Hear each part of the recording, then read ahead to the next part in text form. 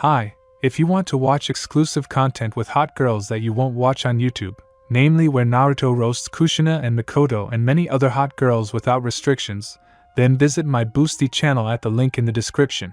A few words from me, that is, the author. In canon, although I'm not sure, the Third War ended 4 years before Naruto was born, but for me it ended 2 months before I adjusted the entire chronology to fit the idea. Even while I was writing it, I came up with the idea that Nagato and others were trained in the Third War, not the Second War, by Jiraiya. Something like that. Oh yeah, one more thing, I have trouble with Japanese names, so I copied them from someone's article on names. So, let's go. Chapter 1. Past? Future? Naruto, Kakashi, and Guy fought with Mr. Nobody in a mask, noticing everything around them. Sasuke came, stood, watched the fight and joined the Konoha guys. Now there were 4 against 1, everyone missed the blinding white flash, not paying attention to it. The fight continued hotly, and finally, for Shinobi defeated Tobi, or Madara, or whoever he was under the mask. The body was completely incinerated, not even leaving a mask, although there remained a strange fan that this guy was carrying on his back. But it had long been lying discarded a couple of meters from the carnage. The ninja breathed a sigh of relief and stretched out on the grass. Sasuke. I'll bring you back to Konoha. Naruto suddenly shouted, smiling maniacally and throwing his friend on his back. He began to tickle and hug him passionately. The poor brunette fought back in horror, and 2 Leaf Jonin were laughing brazenly nearby, not even trying to stop Naruto. They may not have lived long, but shinobi life is always short, but bright and full of events. So they understood the way Naruto decided to throw off his fatigue and negativity after a tough fight. The Uchiha cursed the blonde, calling down heavenly punishment on him in the form of lightning, but Naruto only laughed, continuing to squeeze his friend. This went on for about 20 minutes, until the 2 friends fell exhausted onto the grass. Something strange, Uzumaki muttered, looking around. A familiar forest, half of which was destroyed by Bee and Hachibi. Trees don't grow that fast, so either they are in the past or in the distant future. And we need to find out everything. Here, Kakashi handed 2 protectors to the boys. Shinobi? Uchiha examined the sign, and Uzumaki quickly changed his to the given protector. Then the Jonins took off their vests, and Naruto took off his jacket, tied it around his waist, hiding the sign on his back, and remained in a tight black t-shirt. Kakashi wrapped his head and left eye in bandages, and forcibly changed Guy into normal clothes. Having finished all the changes, the shinobi headed presumably towards Konoha. They walked cheerfully and with a flourish. Uchiha was in absolute shock, he had never seen his companions like this. Deep in his soul, the apostate began to regret the lost years, the empty dream. The goal of his whole life turned out to be false, but he was not going to admit it yet, even to himself. Although, what can I say, he had already helped Uzumaki kill Tobi. Hey, Kakashi, let's have a bet, Guy started playing his favorite hurdy-gurdy. Why not, the white-haired man shrugged. Naruto watched the arguments with interest and had a lot of fun at their expense. Sasuke, what are you going to do when we reach the village? Uzumaki asked one day on one of the passes. Now the blonde was unexpectedly calm, he was lazily sprawled on the ground near the fire, chasing a torn blade of grass from one corner of his mouth to the other. Uchiha cast a suspicious glance at Naruto, but he was still lying there relaxed. Just know that I will not let you destroy the elders and Konoha. I will kill you with my own hands and die myself, I have already told you this, and I do not intend to go back on my words. Are you threatening? I'm warning you, idiot. Do you even realize how much everyone wants you back? Asked Naruto, who had been fed up for 3 years. Why do you need me? Sasuke said irritably. No, you're definitely an idiot. You're our friend and comrade, we grew up together, and you still say, why do we need you? Everyone loves you, cretin. Only you locked yourself in your shell out of hatred and revenge. And you don't see anything beyond your own person. Naruto got furious and turned away from his friend. They didn't talk anymore for now. Guy and Kakashi were chatting about something away from their younger comrades. Well, senseis have their own quirks and cockroaches in their heads. 3 days later, the 4 shinobi reached Konoha, and stood at the gates with their jaws hanging open. No more of Azuma and Kotetsu, just 4 faces on the Hokage rock. And how far back are we in the past? Naruto scratched his cheek thoughtfully. Well, obviously before Tsunade became the 5th, Kakashi drawled. Amazing observation, Sasuke responded caustically. The time spent with old acquaintances had a very beneficial effect on him. In any case, he stopped acting completely icy, even some emotions flickered in his eyes. Instead of 2 guards, there were 4 at the gate, and the gate itself was tightly closed. On the other side, 3 shinobi were walking towards the same gate. Teacher, Kakashi exhaled in a suddenly hoarse voice. The 4th, Sasuke and Guy said in chorus, also quite surprised. Father, Naruto whispered quietly with just his lips. All 4 shinobi stood stunned near the gate, their eyes fixed on Minato's team. Ha, Kakashi, you were so funny, Naruto suddenly said, looking at the prickly guy with his face already covered by a mask and indifferent eyes. Guy supported the statement with a laugh, even Sasuke smiled. Quiet, no names, Kakashi, who had also come to his senses, hissed at the others. Okay, dog, Guy quickly got his bearings, naming the first word that came to mind associated with Hatake. Quiet, turtle, Kakashi rebuked him in a caustic voice, slightly offended by the nickname. The younger ones looked at each other and smiled in unison. How do we get in? Asked Naruto, it's wartime. How do you know? Uchiha was surprised. Damn, and I was the one who was the worst at the academy, Uzumaki threw up his hands. Sasuke himself already realized his mistake, how could he forget that the yellow lightning of Konoha was the hero of the Third War? Out of the frying pan, into the fire, Kakashi drawled. Finally, the Leaf Shinobi team had already caught up with the strange shinobi who had been looking at them and whispering for quite some time now. Who are you? Namikaze asked harshly. We are hired shinobi, Kakashi replied, casting a fleeting glance at his companions. The blonde looked at the others, indeed, each had a protector with the hieroglyph shinobi on the plate, they looked like quite ordinary ninja. But why did they come to Konoha? Which Namikaze voiced. To earn some money, of course, snorted the blonde, in orange pants and a black t-shirt. Next to him, a black-haired guy in strange clothes chuckled and grinned. If the other 3 were dressed more or less the same, then this one was very different. Although it may be a style, peculiar. Okay, Minato nodded in agreement, turning around, nodding to his students, and went to the gate. He spoke with the guards, and all 7 shinobi entered the village. The 3 from the future were already unaccustomed to seeing Konoha like this. They were used to the huge pit from Pain's technique, albeit hastily built up with houses. The 4th traveler was relatively indifferent, he still remembered Konoha like this and was not surprised, showed no emotions at all. Well, we're off, Minato said, and together with his comrades he set off on his way. What are we going to do? Naruto asked Kakashi. To earn some extra money, he snapped. You're a meanie, Uzumaki made a face, looking very much like a fox. Indeed, how can we earn some money? May the power of youth be with us, Guy said, for which he almost immediately received a slap on the back of the head from his friend. We'll figure it out. What if to the Hokage? Naruto scratched the back of his head, perhaps we won't be able to return back to ourselves. But then, knowing the subsequent events, we can prevent them. All 3 shinobi stared in surprise at the blonde, who almost never had such brilliant ideas. Everyone silently agreed and went to the Hokage residence. Perhaps they could become shinobi of this village. Again. We're going to the Hokage, said the team's unofficial leader, Kakashi. Assigned? The masked shinobi asked suspiciously. No, we wanted to offer our strength in the ongoing war, the copyist continued calmly. Well, let's go. Both A and BU went to accompany the travelers. As soon as they were in the Hokage's office, everyone groaned softly. What idiots they were, they had just seen the 4th and forgot that he had already become one. Oh, mercenaries, Namikaze was surprised, looking up from the mountain of papers on the table.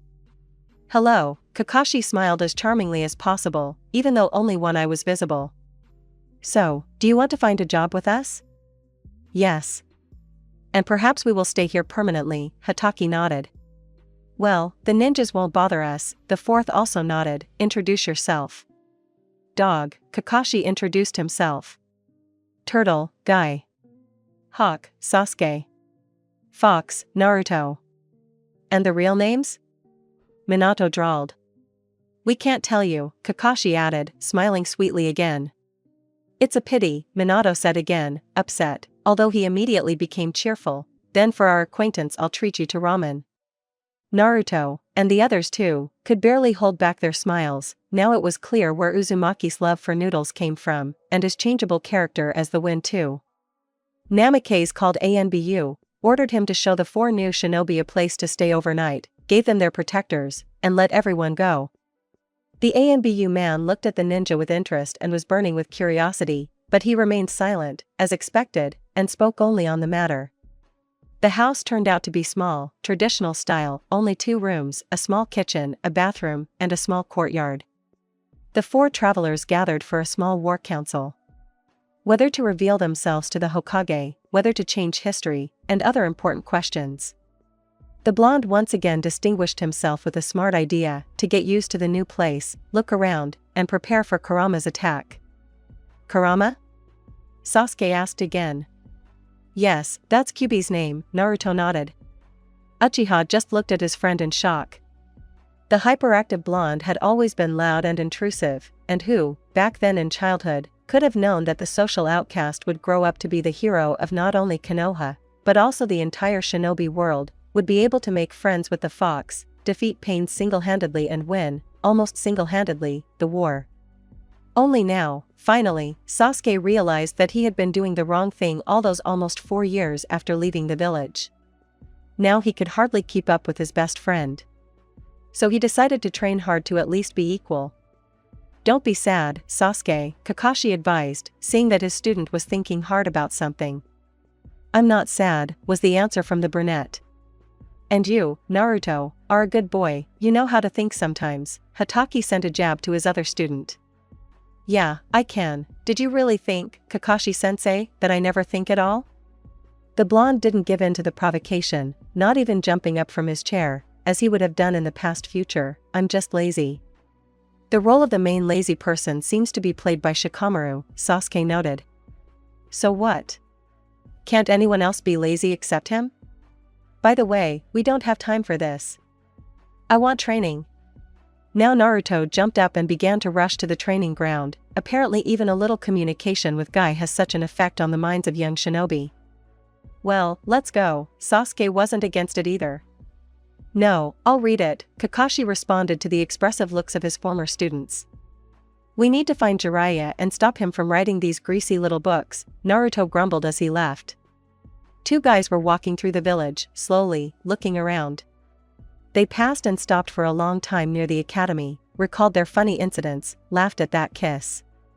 You know, it was a mistake for me to leave, Sasuke suddenly said, looking at the sky.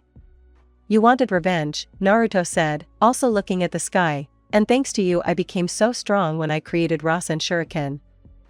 I almost gave up, but I remembered you, and found the strength to continue further.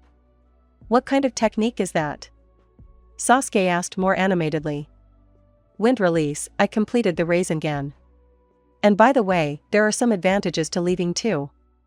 You killed Orochimaru, the original White Zetsu, Danzo, and helped kill that Tobi.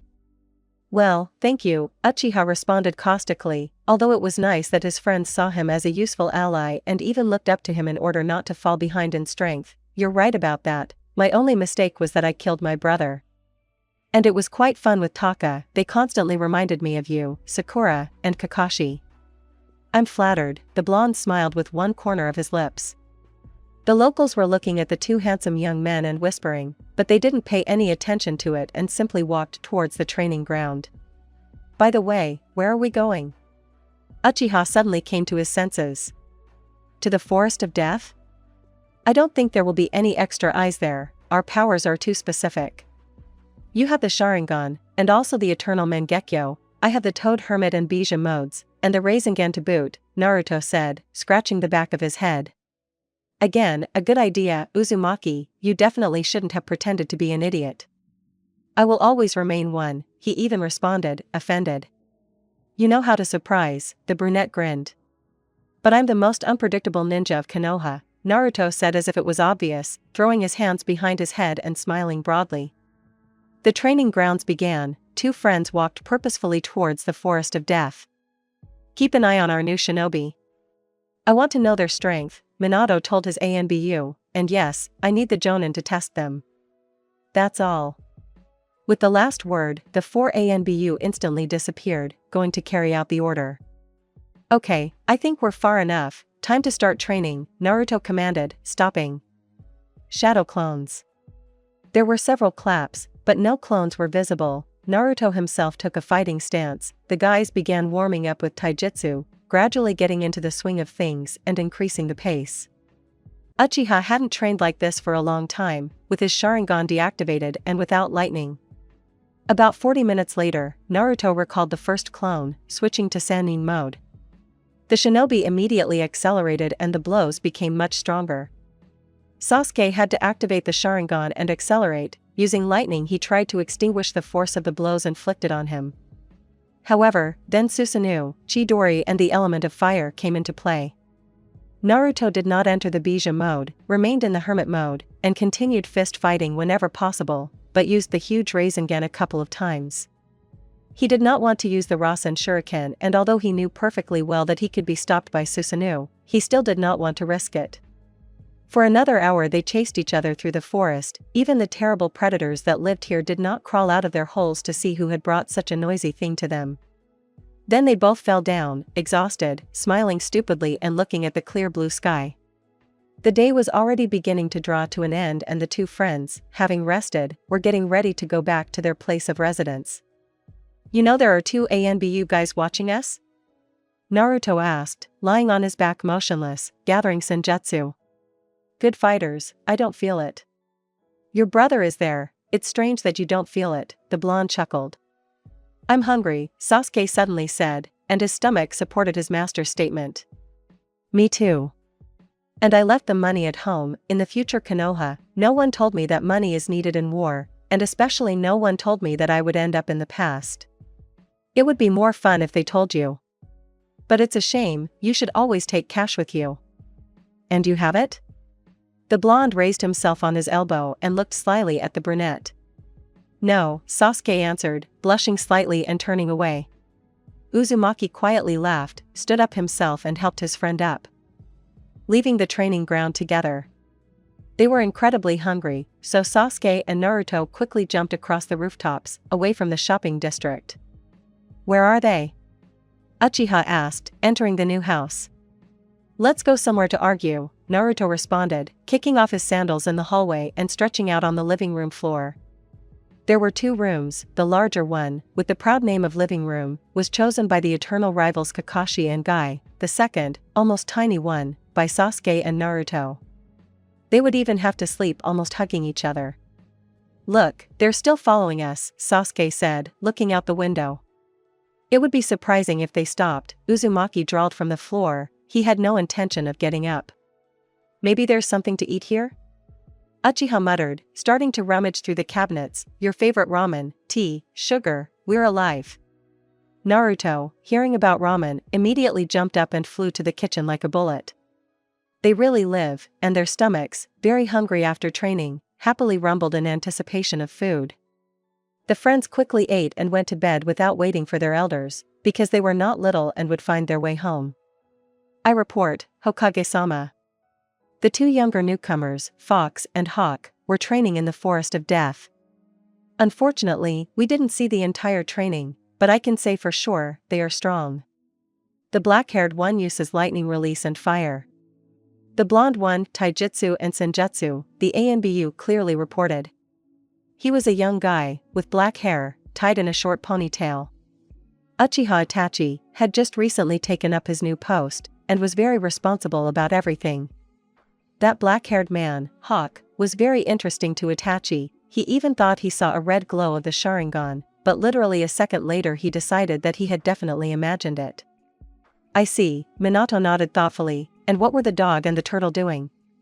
I report that they went to the shopping district, first went into a gambling house, then into the new Ichiraka ramen noodle shop, bought a few portions to take with them, and went to the house assigned to them, another ANBU answered. Well done, keep up the good work. The ANBU quickly disappeared again. In the morning, Kakashi woke everyone up before dawn. He heard many flattering things about himself, and informed everyone that they would most likely be tested today, introduced to the others, and brought up to speed. Hatake was the only one present who knew Minato and his character well enough. For breakfast, there was ramen from Ichiraku, which everyone was happy about. And in no time, the plates were clean. Then Hatake handed Naruto and Sasuke some money, God knows where it came from, and sent them both to get normal clothes. Both of them will probably have to wear Chunin vests now, and the brunette has the Uchiha clan sign on his back. How no one has asked about it yet is unclear. The two genin went to buy clothes. Naruto did not deny himself his favorite color and left his pants, saying that they were dear to him as a memory, bought several black and orange t-shirts and turtlenecks. Uchiha bought himself normal pants, normal turtlenecks, and couldn't resist buying a couple of t-shirts with a wide stand-up collar, which he loved so much as a child. We changed our clothes in the store, showed off to each other, and headed back, extremely pleased with the morning that had begun. Guy and Kakashi were waiting for them, also already gathered, outside. The two younger ones threw the bags into the house, and all four of them went to the Hokage building. "Are you the new ones?" asked one of the jonins that the fourth had called, putting all missions on hold. Yes, Kakashi nodded, as always playing the role of the main one in their company. Some of those gathered were remembered by everyone from the future, others even Kakashi remembered vaguely. There were very young Asuma, Kurenai, Kakashi himself, Itachi, Shursui and some other Uchiha, even Iruka was there. The fourth came out of the office, and everyone went to the training ground. Naruto got Asuma. Sasuke got Kakashi, the elder Kakashi got Itachi, and Guy got Shikaku Nara. The tested shinobi held back. Guy, as always, used mainly taijutsu, Kakashi Sr. used earth and water elements, Sasuke lightning, and Naruto practically the basis of his training at the academy, only shadow clones, and some wind elemental techniques were different. Still, the fights turned out to be colorful. The smart Sasuke and Naruto sometimes even changed opponents to confuse the inspectors. After 20 minutes, Minato stopped everything, handed them all vests, clarified who was Jonin and Chunin, who would be the team captain, and what the team name was. The rest of the spectators congratulated the newcomers, introduced themselves, told about themselves, and everyone peacefully dispersed throughout the village. The Hokage immediately gave the Beasts team a mission, deciding to test them once again. Rank A, Naruto grumbled a little, and that was for fun, that they were given easy tasks. The Beasts returned a week later, tired, scratched, but terribly happy. Sasuke thought even more, becoming more sociable. So Naruto was still pleased with this fact, and the blonde himself, relatively, stopped pretending to be an idiot all the time. He only tried to make his teammates laugh with stupid antics, but he didn't scream like crazy. Uzumaki had already forgotten that he was wearing a mask. He pretended to be a brainless idiot to attract attention, to be looked at, even with hatred. More precisely, he responded to hatred with dirty tricks. Everyone has their own ways of showing resentment. Now it was somehow forgotten, the mask came off, and Naruto became free in his actions. Namake's Minato was pleased with the new team, and in the evening he took them to Ichiraku as promised. Adult Kakashi, having changed his hairstyle to a ponytail on the back of his head, a bandana on top, but still covering his eye and the same collar covering the entire lower part of his face, walked next to Guy. The green beast of Konoha was in melancholy. Not only had they changed his clothes and not given him his favorite tights, but they also forbade him to shout about the power of youth. The remaining two went to training immediately after returning to the village. Sasuke tried to learn to master one more element, Naruto two more, to even the score with his friend. Of course, they tried to create a couple of joint techniques. The most successful, and quite destructive technique they got in a mixture of wind and lightning whirlwind. Uzumaki found books on all the elements in the archives and, not without the help of clones, the next morning he was able to create many wind release techniques. One of them was the main one for the combination, whirlwind. Sasuke used his beloved Chidori, only a little differently. But for now, this was their only joint technique. They decided to combine the rest after studying other elements. Who knows, maybe they will create such a technique that even Rasen Shuriken will seem like a gentle technique. The two Chunin joined the others as they began to eat their ramen and chat, Minato trying hard to get them to share any information about the team other than what they had seen during the inspection. The animals also stubbornly kept silent and joked. They might have wanted to tell, but most likely they would blab about something, and that was completely unnecessary now. I'm just at a loss to guess what your true strength is, Namikaze drawled, and the fact that you have it, you don't even have to say, it's felt. And for some reason it seems to me that you won't answer. Then why are you asking, fourth? Naruto asked, looking up from his ramen. It's interesting. For shinobi, clearly strong, hidden names, and you all remind me of someone. Oh, come on, Namikaze-san, Kakashi said with a sweet smile. He could be exposed faster than anyone else, after all, he was the Yellow Lightning student. Okay, but someday I'll beat a story out of you about who you are, Minato gave in for the time being. We'll definitely tell you, Naruto smiled widely, and Minato smiled widely in response. Now both were practically identical copies.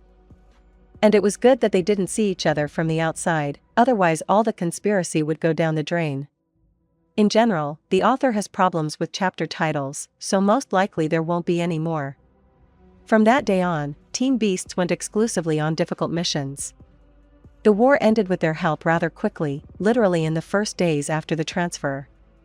Konoha and Sand made peace, Cloud and Stone held a grudge against each other, Cloud kept quiet.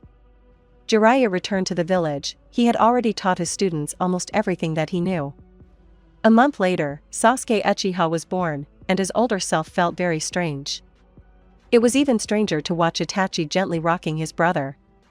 Sasuke himself didn't know why he was following him, but he couldn't resist. Naruto often joined him, the blonde watched the life of the clan and of course his friend's brother, too. Uzumaki, like Sasuke, was very interested in getting to know the formidable Akatsuki from this family side. Itachi was the perfect brother, loving and caring.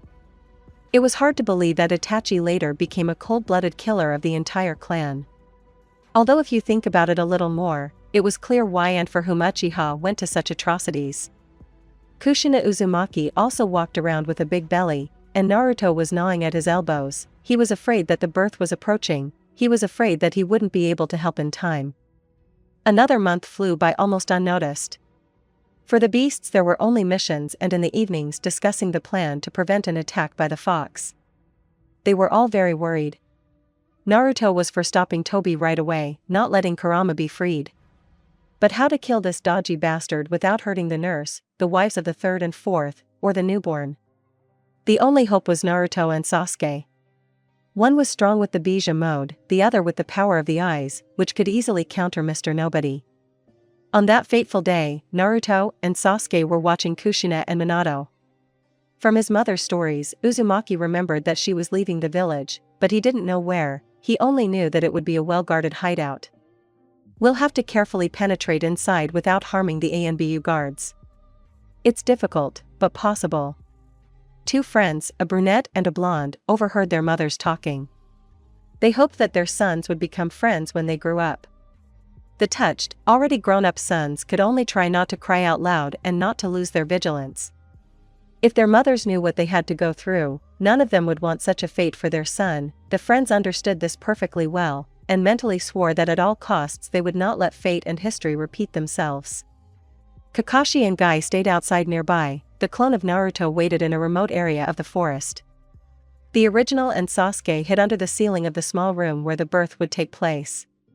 It has begun, Naruto whispered under his breath, not taking his eyes off his father and mother. The blonde himself began to collect natural energy, the more there was, the better. In the 2 months he had been here, he had significantly increased the time he could stay in sage mode. The birth continued, the seal slowly began to open, Minato was panicking, which was completely unlike himself. Sasuke watched the blood-curdling action with wide eyes, and was terribly interested in what was happening. Naruto sensed Tobi approaching. All the guards were stunned and Uzumaki clones were placed, all of them also collected natural energy, and when they disappeared, they transmitted the information. The first cry of the baby was heard, Naruto and Sasuke flinched. Minato and Kushina were terribly happy and did not feel the approach of the stranger. Sasuke from his post cast an illusion on the location of Biwako and the nurse. Tobi killed the wrong ones, or rather an empty place. The two women were already quite far from the scene of action, save another unnoticed clone of Naruto sent them to the village with a version of his father's technique. And then the guy in the mask was surrounded by 4 shinobi. "Close the seal, Minato!" Naruto shouted, not even turning to look at the person he was addressing. The Uzumaki was completely focused on the upcoming fight. Namikaze was confused and continued to panic. "Damn it, Databeo," Uzumaki hissed, mentally ordering the clone to stick his father's kunai into the ground and teleport here himself. Slam. "Close the seal," Naruto ordered the clone, and he himself began to cover himself in a demonic yellow fire cloak. The Kyuubi inside the Jinchuriki hissed and spat, eager to join the fight as well. But here, unfortunately, there is too little space. Kakashi removed the bandage from his eye. Sasuke's Sharingan was burning brightly.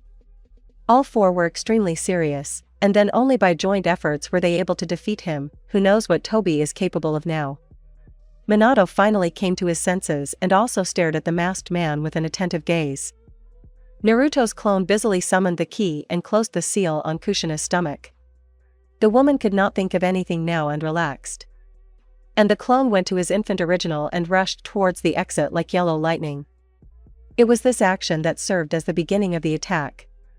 Naruto created Rasen Shuriken, Sasuke created Susanoo, Kakashi prepared Raikiri, and Guy opened the 5th gate.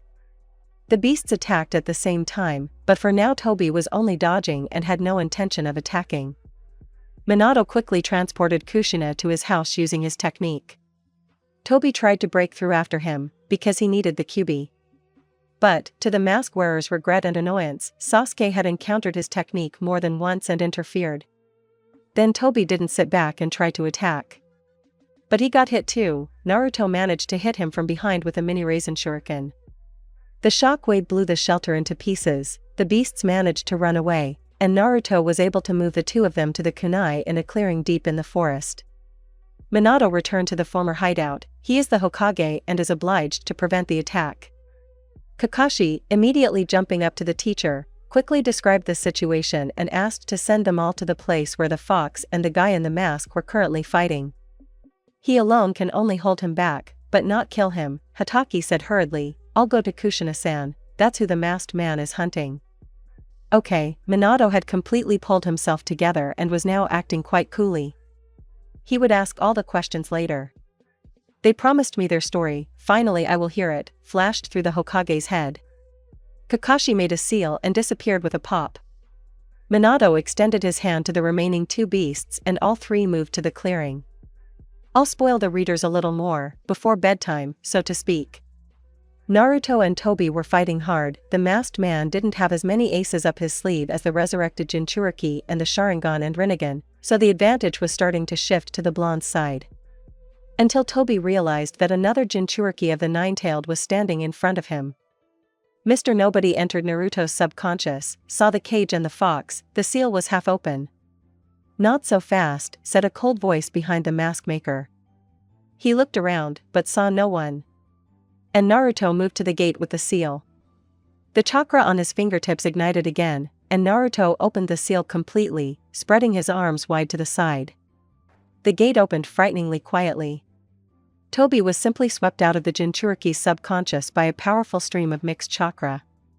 A huge fox appeared in the real world, with Naruto on his head. Both were as if shrouded in fire, and strange lines ran across their bodies. "This is even better," Tobi narrowed his Sharingan. "Don't even hope." Kurama and Naruto shouted together. At this moment, more characters appeared on the scene. Minato swallowed hard when he noticed the fox. Sasuke, casting a fleeting glance at his friend, was enveloped in the purple flames of Susanoo. Now the eternal Mangekyo Sharingan burned in his eyes. Guy opened the 6th gate and rushed first to attack. Naruto also didn't sit around and attacked from the other side. Minato created a Rasengan and tried to attack from the 4th. 40 minutes of grueling combat, at the limit of his abilities, but Tobi managed to kill again. The shocked ANBU squad and the 3rd silently looked at the battlefield. They sensed the Kyuubi's chakra and rushed to find out what was going on. Imagine their surprise when they arrived at the scene of a heated battle that was already coming to an end. "That's it."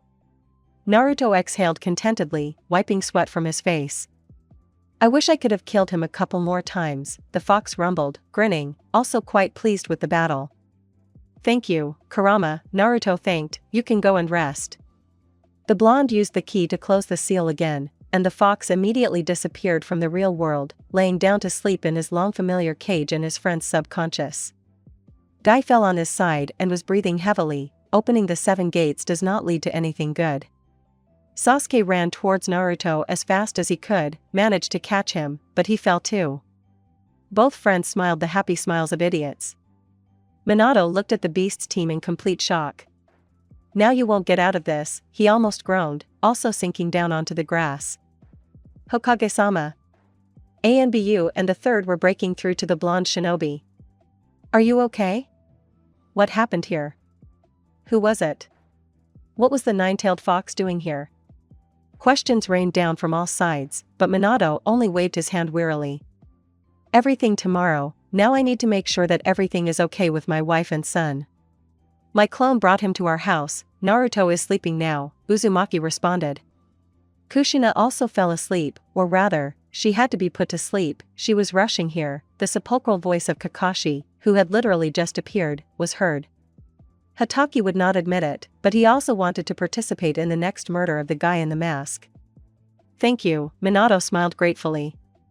All those who fought with Tobi were taken home, although Sarutobi insisted on hospitalization. No way, they won't let us out of there, it's better to send Granny Tsunade, Naruto kicked back, laying down on the futon. Granny? Hiruzen was surprised, the Sannin medic was still quite young for such an address.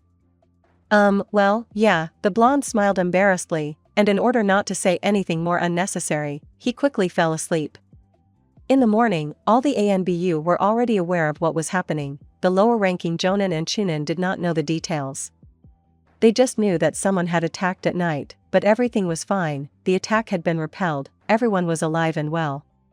Naruto and Sasuke woke up almost at the same time. Uzumaki opened his eyes and began to mentally inspect the wounds he had received during the night. Kurama might have been sleeping off too, but even so he managed to heal Naruto, and even the Uchiha who was sleeping next to him. Thanks to that meeting in the subconscious and the strong affection of friends on an emotional background, they gave the opportunity for Kyuubi to enter the Uchiha's consciousness, to give a drop of the demon's healing chakra. It was poisonous precisely because of the demon fox's hatred for everyone. Sasuke also opened his eyes and blinked in amazement, looking at the white ceiling with glare and reflections of the sun. He thought that he would lie there for several days practically blind, but here he had clear vision and no pain in his eyes. Small and not so small wounds also healed and did not bother him at all. The feeling and mood were simply wonderful, there was some kind of lightness in everything. Good morning, Naruto noticed out of the corner of his eye how Uchiha was feeling his body and chuckling in amazement.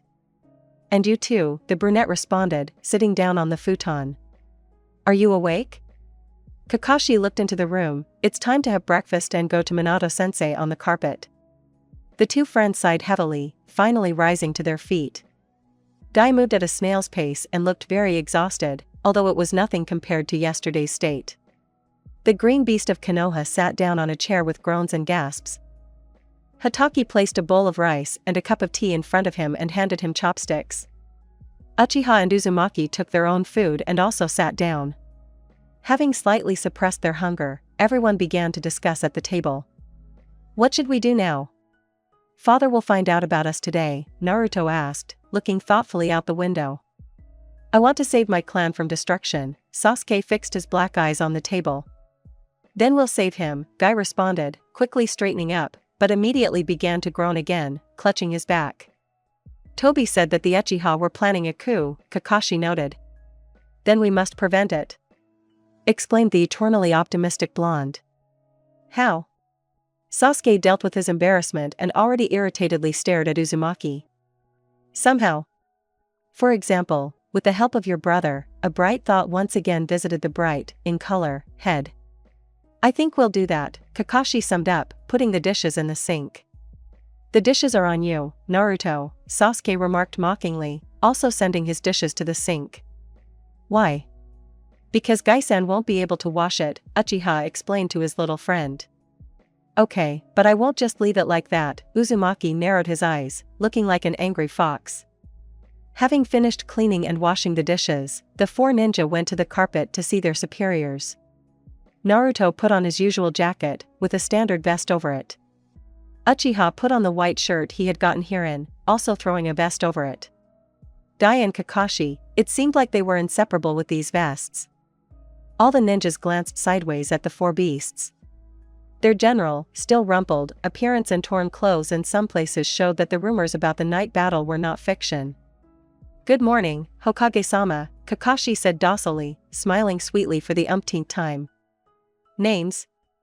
Namikaze shouted sternly, slamming his palm on the table, really impatient to hear everything.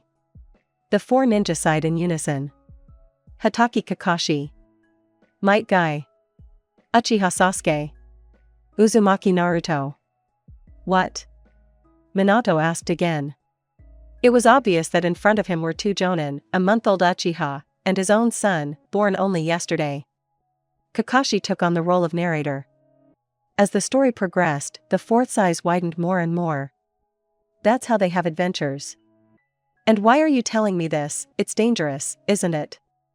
Minato asked, thoughtfully looking at his adult son, who was now standing with an absolutely calm face.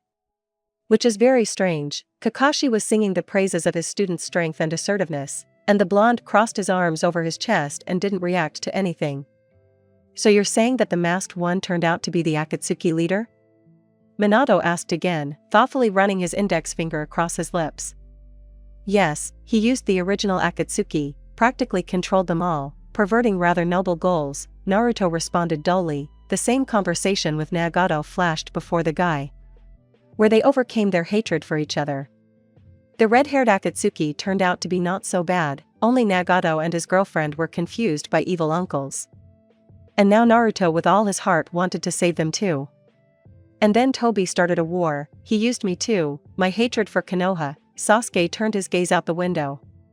He also remembered what nonsense he suffered from and how many mistakes he made, and how hard it was to follow the path of hatred. Especially seeing that even the maniacal killer Gaara became a normal and kind friend of Naruto, that the impenetrable older brother smiled warmly when he spoke about Uzumaki. He really wanted to drop everything, run to Konoha, fall into his friend's arms and burst into tears, forgetting about all his revenge. "Don't worry," Naruto said seriously, sympathetically placing his hand on the brunette's shoulder. "This is all in the past for us, but for them we won't allow everything to go the same way." "Thank you, friend," Uchiha smiled gratefully. "Well, I found out everything I wanted. Now it seems to me that it would have been better to remain in ignorance," Namikaze sighed. "Change your names, or will you continue to hide behind call signs?" "We'll think about it," Kakashi answered for everyone, and the beasts left. They didn't bother with coming up with names for now, and just lived quietly, went on missions. Naruto took care of himself. Uzumaki tried to protect little Naruto from mistakes, tried to teach him useful things that he had to learn for a long time and on his own, because there was no one around. Of course, Naruto Jr. doted on the boy, who was so similar to his father. And the first word the blonde said to his adult copy was brother. The Namikaze couple looked at each other in confusion, not knowing how to react to such a statement. "Maybe I'll be some kind of uncle to him? I don't really need to explain who I am," he looked back at his surprised parents.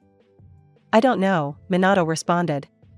He himself was at a loss, and hadn't quite gotten used to the fact that his own son from the future was living nearby after almost a year and a half. The two blondes were deep in thought, and the red-haired Kunoichi shrugged and turned all her attention to the child. Kushina would never admit to anyone how grateful she was to the Beast's team, who saved them all from certain death. She was also very worried about what would happen to these people next, although she drove all the bad thoughts away from herself. They are strong and never give up, so why should she give up? It's not in her character.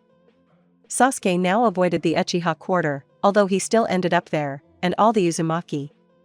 This hyperactive blonde had already made friends with the entire village, including Itachi. How Naruto had persuaded Itachi to be his friend, Sasuke was afraid to even imagine, let alone ask.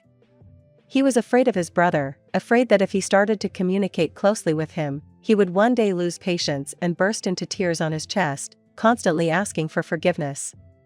And such behavior is not for a representative of the Uchiha clan. Shame on him. What was even more surprising was that the rest of the clan treated him quite normally, and this is according to Tobi's stories, that the Uchiha hated the Senju? Naruto is certainly not one of them, but if there was a conflict of the strength of the spirit with the strength of the eyes, then, everything is very unclear, especially the reaction of the clan. Perhaps it is in this extraordinary way that Naruto will suppress the rebellion. Kakashi and Guy were having a blast. Kakashi Jr. and Guy Jr. were catching up with them, which made the elders laugh quite a bit. Kakashi also communicated quite closely with Minato, and didn't even notice that he still called him sensei, although he was much older than his teacher. Namikaze quickly became convinced that this was indeed his student. The most convincing thing was the Sharingan. By the way, it was quite difficult to explain its presence to Hatake. More precisely, the unexpected question came from Kakashi Jr., and the elder was simply confused, but got out of it by saying that he had received the Sharingan from his friend in childhood, in a similar case. The friend was seriously and fatally ill, and before his death he gave his eyes to the dog, because he had lost his in an accident. Poor younger Kakashi almost burst into tears. The incident was so similar to his with Obito, and it had not yet faded from memory, and it would not go away. The melancholy would only become duller. Guy trained himself and never stopped talking about the power of youth. The rest of the team gave up on it. Big deal, Lee also looked like Guy's illegitimate son in his tights and with the same hairdo. However, the 5-year lull ended with the meeting of little Sasuke and Naruto. The first was a bit arrogant, adored and imitated his brother. The second was mischievous and always egged the first on to do tricks. And very successfully, I must say. Sasuke was a good boy only at home, but on the street he became a real brat. Naruto was the ringleader in the company of children.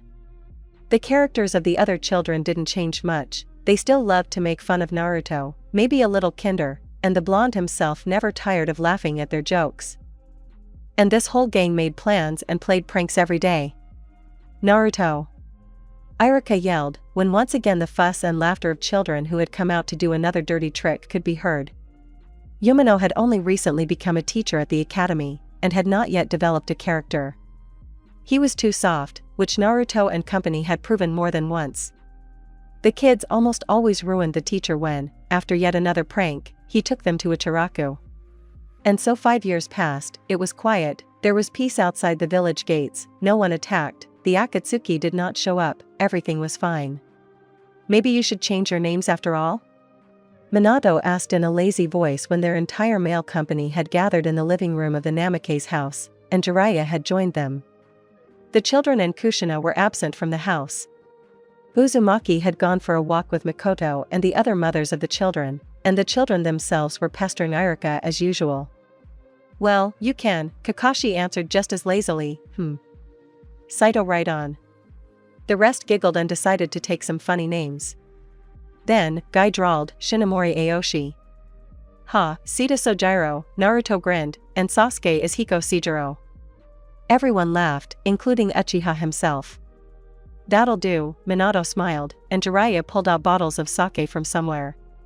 If only Granny Tsunade were here, she would give you a good beating, perverted hermit, Naruto said in a dreamy voice. Forgive me, Sojiro. He was so happy to see a living teacher that he couldn't resist telling him their story too. No need Tsunade, otherwise I'll go on an unplanned trip. When I wake up, Jiraiya threw up his hands in panic, laughter rang out again. The love of 2 of the 3 great Sannin for alcohol was known throughout Konoha and beyond. But no one else objected, and Sannin poured alcohol for the men. Naruto, were you like Naruto? What a pun, Minato grumbled after several cups. Well, it was harder for me. I grew up alone, I didn't have parents, but I had the hatred of the entire village, but my character was the same, answered Uzumaki, also slightly tipsy. Training with Jiraiya doesn't just happen. Did you really think that they only trained and went to the springs? Poor child, Jiraiya sobbed, hanging on the blonde's neck.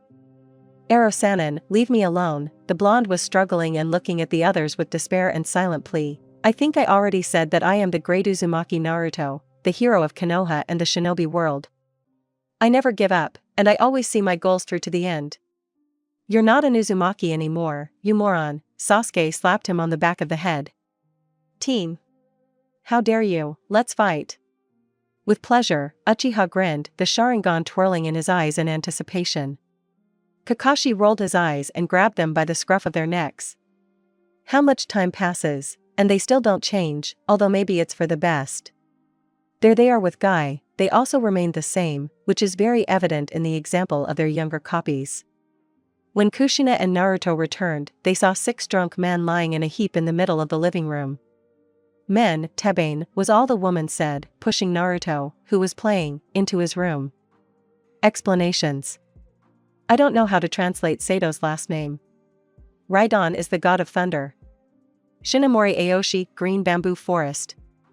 Sita Sojiro, all-encompassing forgiveness. Hiko Seijiro, justice triumphed. Since I don't know how to understand Japanese names and surnames, I brazenly ripped them off from the article.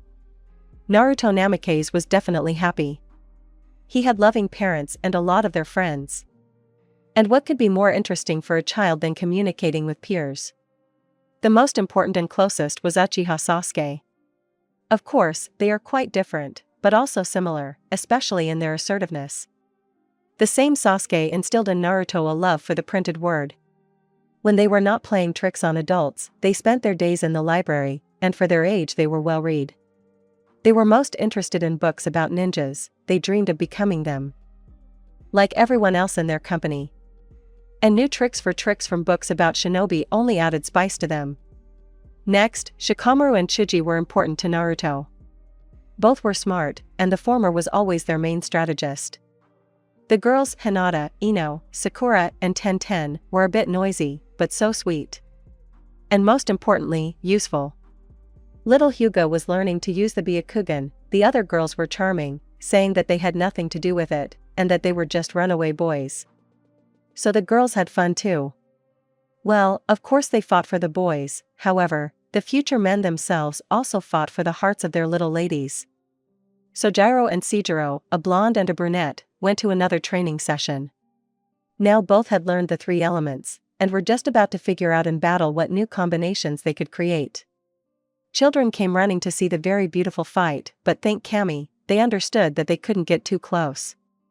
The fiery phoenix appeared, radiating heat, and was swallowed by the water dragon, but the singing of 1,000 birds was heard, and a hurricane gust of wind scattered everything around. Birds. The girls rejoiced, hearing the sound from Chidori's creation. I want that too. Naruto shouted, fascinated by the fight.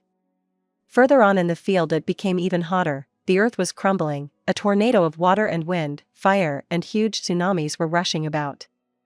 Sasuke also watched the fight with all his eyes, he was silent, but of course, like his friend, he wanted to become as strong someday. Guys. Let's get out of here, let's not disturb them, Irika approached the gang. Well, it's so interesting here. The children whined. No, don't interfere, you don't want them to accidentally hurt you, do you? Irika smiled kindly. No. The rascals responded in chorus, and immediately ran off the site. Irika himself looked back, looked at the 2 strong shinobi, and decided to himself that with such fighting power, no other nation would dare to attack Konoha.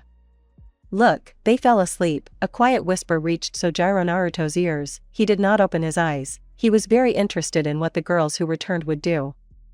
That's true, the second voice answered the first girl. The girls ran away from the boys and Irika to admire the handsome men. Of course, they were their idols, they even dreamed of marrying them someday. Ino and Sakura approached the sleeping brunette and squatted down to look at his face. Tenten and Hinata had already approached Sojiro, the 2 of them were terribly curious about what his hair felt like. Soft, whispered young Hyuga. Indeed.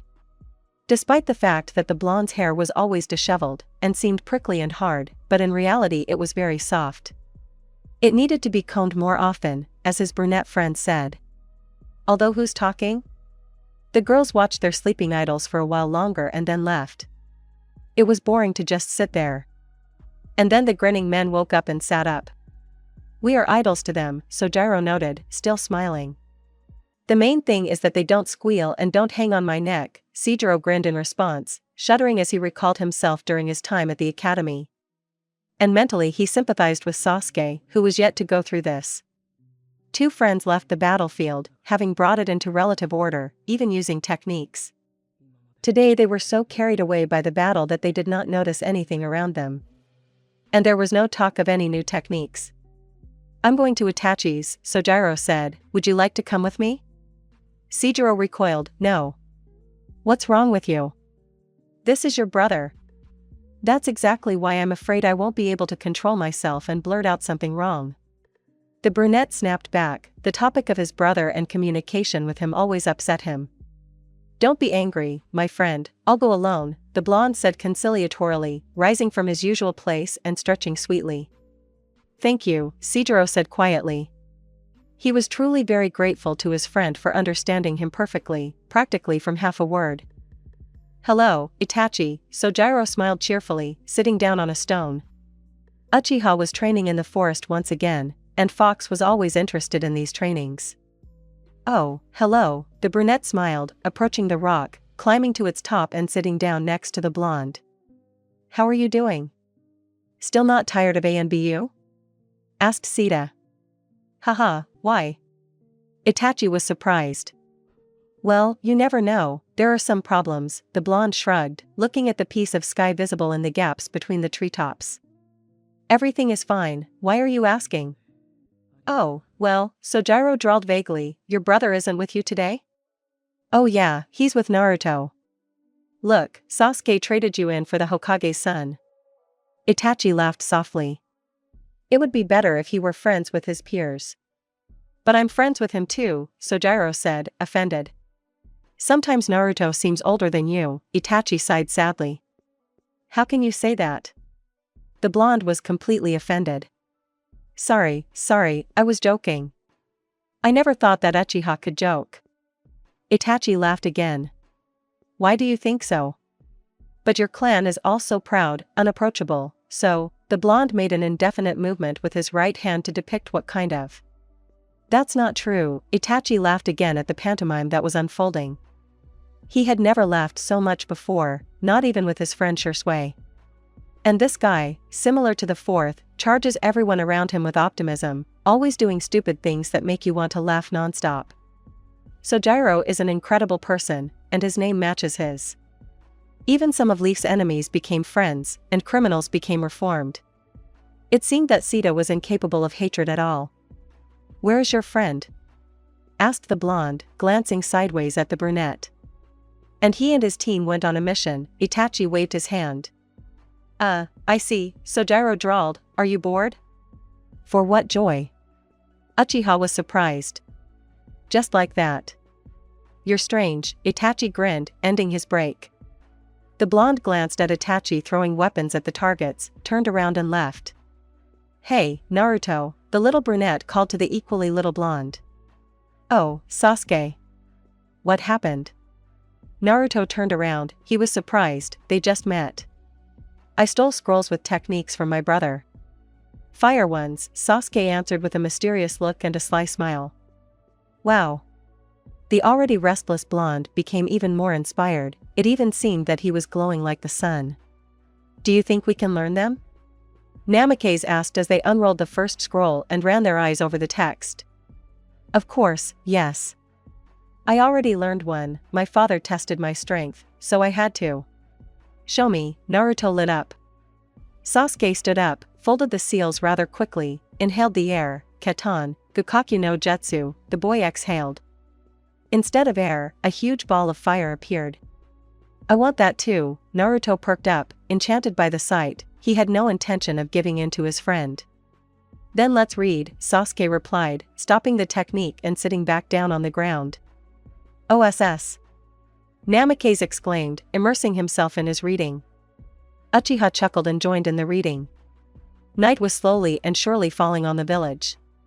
Shinobi were returning from missions, merchants were closing their shops, and bar and restaurant owners, on the contrary, were opening their doors wider. Sojiro, Itachi, the returned Shisui, and the forcibly dragged Sojiro, gathered to sit in one of the bars, drink a bottle, and chat. Sojiro and Sojiro needed to find out the affairs within the Uchiha clan, and what better way to do this than to get two of its representatives drunk. How was the mission?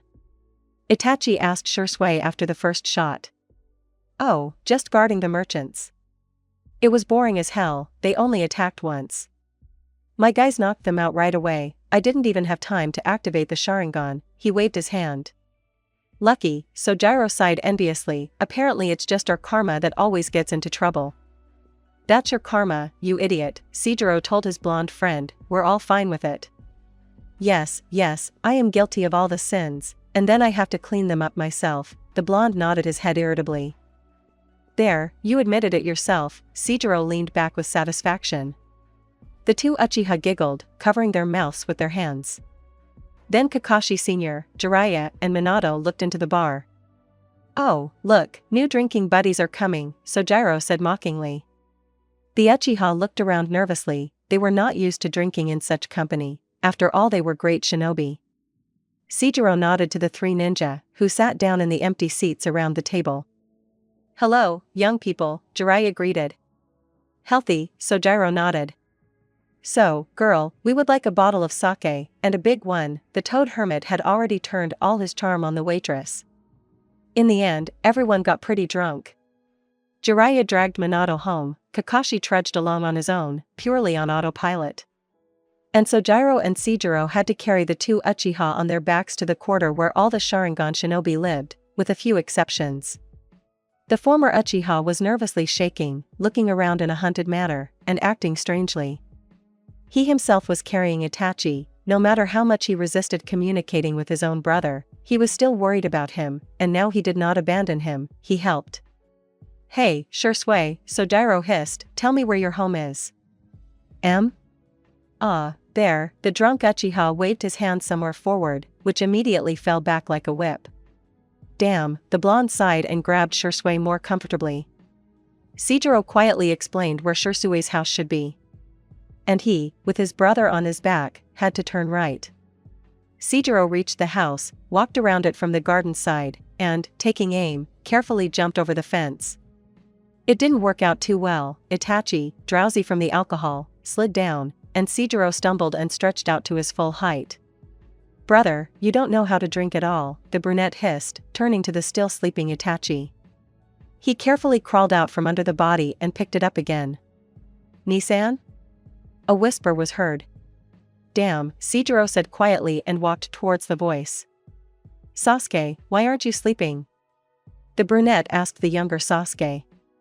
Oh, Sojiro-san, I was waiting for my brother, the Uchiha answered in a whisper. Hiko chuckled. Just don't shout in the morning, your brother will have a headache. Why? Sasuke's eyes widened, Sojiro giggled again. Because he'll have a hangover. He doesn't know how to drink at all, so tell him that when he wakes up. Okay, nodded the younger Uchiha. Sojiro carried Itachi into the room, Sasuke quickly unrolled the futon, and Sasuke Sr. carefully lowered his sleeping brother onto the bed, carefully covering him with a blanket. Just don't tell your parents, Sojiro smiled conspiratorially, closing one eye and putting his finger to his lips. Sasuke smiled and nodded as well. After this, Uchiha left the house that was once his. Sojiro carried Shursui home, and did the same as his friend. He jumped over the fence and carried him into the room. He spread out a futon, laid the Uchiha on it, sat down next to him to catch his breath, but Shursui woke up with a buzzing head, a wild dryness in his mouth, and an incredible thirst. He opened his eyes, and something seemed strange to him. Someone was sleeping nearby, quiet snoring could be heard. Shursui sat up and looked with interest and horror to see who it was. It turned out to be Sojiro, sleeping soundly. He was dozing on his back, his vest and jacket unbuttoned, his t-shirt raised up, not hiding the tattoo on his stomach. What is this? Shursui asked quietly, not noticing how he ran his finger along the spiral in the center with interest. Sojiro winced comically, but didn't wake up. Brother! Are you going to get up? Shursui's younger sister, Ohiko, burst into the room. A very piquant picture appeared before the girl. A blond man sprawled on the floor, his uniform unbuttoned, his t-shirt pulled up. And his brother leaning over the blond man and touching his stomach. Ahem, sorry for interrupting, Ohiko coughed, instantly blushing to the roots of her hair. The girl ran out of her brother's room as if monsters were chasing her. She couldn't even imagine that her brother was in that line. Huh? The blonde raised his head when the door slammed loudly. Sojiro looked up at Shursui, who was leaning towards him, then looked down at his stomach, then back at Shisui. "Oh, sorry," Uchiha quickly moved his hand away from the blonde. "What happened?" Shisui blushed. "The situation was embarrassing. Well, I woke up, and there you were sleeping. I noticed a tattoo on your stomach, accidentally ran my hand over it, and at that moment my sister came and saw us." Sojiro imagined this and chuckled. "By the way, what are you doing here? I would rather expect to see a naked and beautiful girl in my bed. But I'm lying here." Sojiro laughed even harder. "I got you home, but you weren't the only one who was overcome by alcohol." Now Shisui also giggled. All the awkwardness of the situation disappeared. The blonde tidied up his clothes, ran his hand through his hair, and jumped out the window. And Shisui forgot all about his headache and thirst. Itachi woke up with a hangover. It was a rare occurrence for him, and he didn't know what to do. Groaning, he got up from the bed and tried to focus his vision on something. He succeeded. Sasuke was sitting quietly near the futon. "What are you doing here?" "Seijiro-san brought you home and asked me to tell you that you don't know how to drink at all," the younger Uchiha said simply. Itachi was horrified to imagine himself returning home drunk. "Did my parents see me?" "No. Seijiro-san got through the fence, so neither mom nor dad know. And also..." Sasuke moved the tray next to him. On it stood a teapot with brewed tea and a cup. "I don't know how to cure a hangover, but I decided to make you some sweet tea," Sasuke said with a serious and slightly apologetic look. "Thank you, brother," Itachi thanked, poured himself some tea, and began to drink it in small sips, feeling relief coming. Minato and Jiraiya had it the worst. The son came to wake up his beloved daddy, jumping first on the bed, and then on Minato himself. He rushed into the guest room to do the same to Uncle Jiraiya. And Kushina laughed with her unique laugh at the poor green men, covering their mouths in fear of not being able to contain themselves. But the bloody habanero took pity on them, sent Naruto outside to play with his friends, and fed the men a nutritious soup that helps against hangovers. "So, what's this tattoo?" Shisui asked as he and Sojiro walked towards the Hokage building. Sojiro had gone home, changed his clothes, and returned for the Uchiha. The blonde was at a loss as to what to say, how to explain. "Well, what are you mumbling about?" Shisui exploded. Although he was quite kind and sweet, the proud and explosive Uchiha character did not disappear anywhere. "Let me explain everything to you some other time," Sojiro wriggled out. "This isn't for strangers' ears." Shisui was struck by a guess. "You're a..." The blonde didn't let him finish, grabbing him tightly by the shoulders with one hand and shutting his mouth with the other. "I said, not for strangers' ears." Now Sojiro had transformed. He was serious, and, it seemed, even angry. He looked impressive and menacing. "Sorry," Uchiha exhaled when the blonde let him go. "Minato, how are you feeling?" Sojiro asked, entering the fourth's office. The frowning look from under his brows said that he was not feeling well. "Why did you come here?" Minato asked, looking just as sullen. "What do you mean, why?" Sojiro pretended to throw up his hands, take on a mission. Minato winced, wondering if there was anything for the blonde. "Oh. There was a scroll from the Kazekage somewhere here," he asked Konoha for help. "Gaara?" Sojiro raised his eyebrows, somehow too understandingly. "How did you guess?" "Just like that." "And what to do with it?" "The Kazekage says that Gaara cannot handle his bijou and is becoming unbalanced and mentally unstable." Naruto turned away. Yes, he was Naruto now. Before his eyes flashed that same unbalanced and mentally unstable killer, as he was during the Chunin exam. How they fought afterwards, how Gaara became normal, how he helped bring Sasuke back to Konoha. He remembered how Sakura said that Gaara had become Kazekage. Naruto still remembers the mixture of feelings, joy and even pride for Gaara, and envy, though bright, and resentment that the blonde himself was still a genin. The capture of Akatsuki's friend, the pursuit of them, the furious rage at that blonde demolition man who so brazenly mocked the corpse.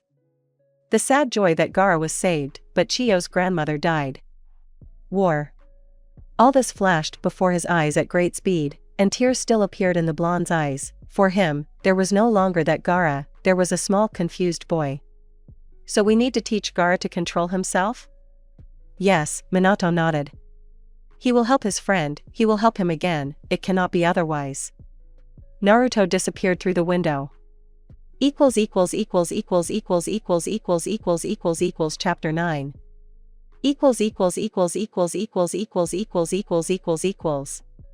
A traveler entered the passage between the defensive fortifications. The face was not visible because of the hood of the cloak. A sandstorm had recently passed through the desert. "Hello, who are you? What is the purpose of your visit?" asked the shinobi guard who jumped down from above.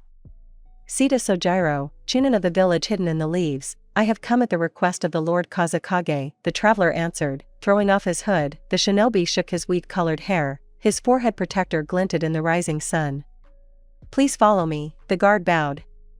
The leaf and sand shinobi wandered through the streets. Sojiro wondered how anyone could live here, it was all made of sand. The last time he was here, he hadn't been able to look around.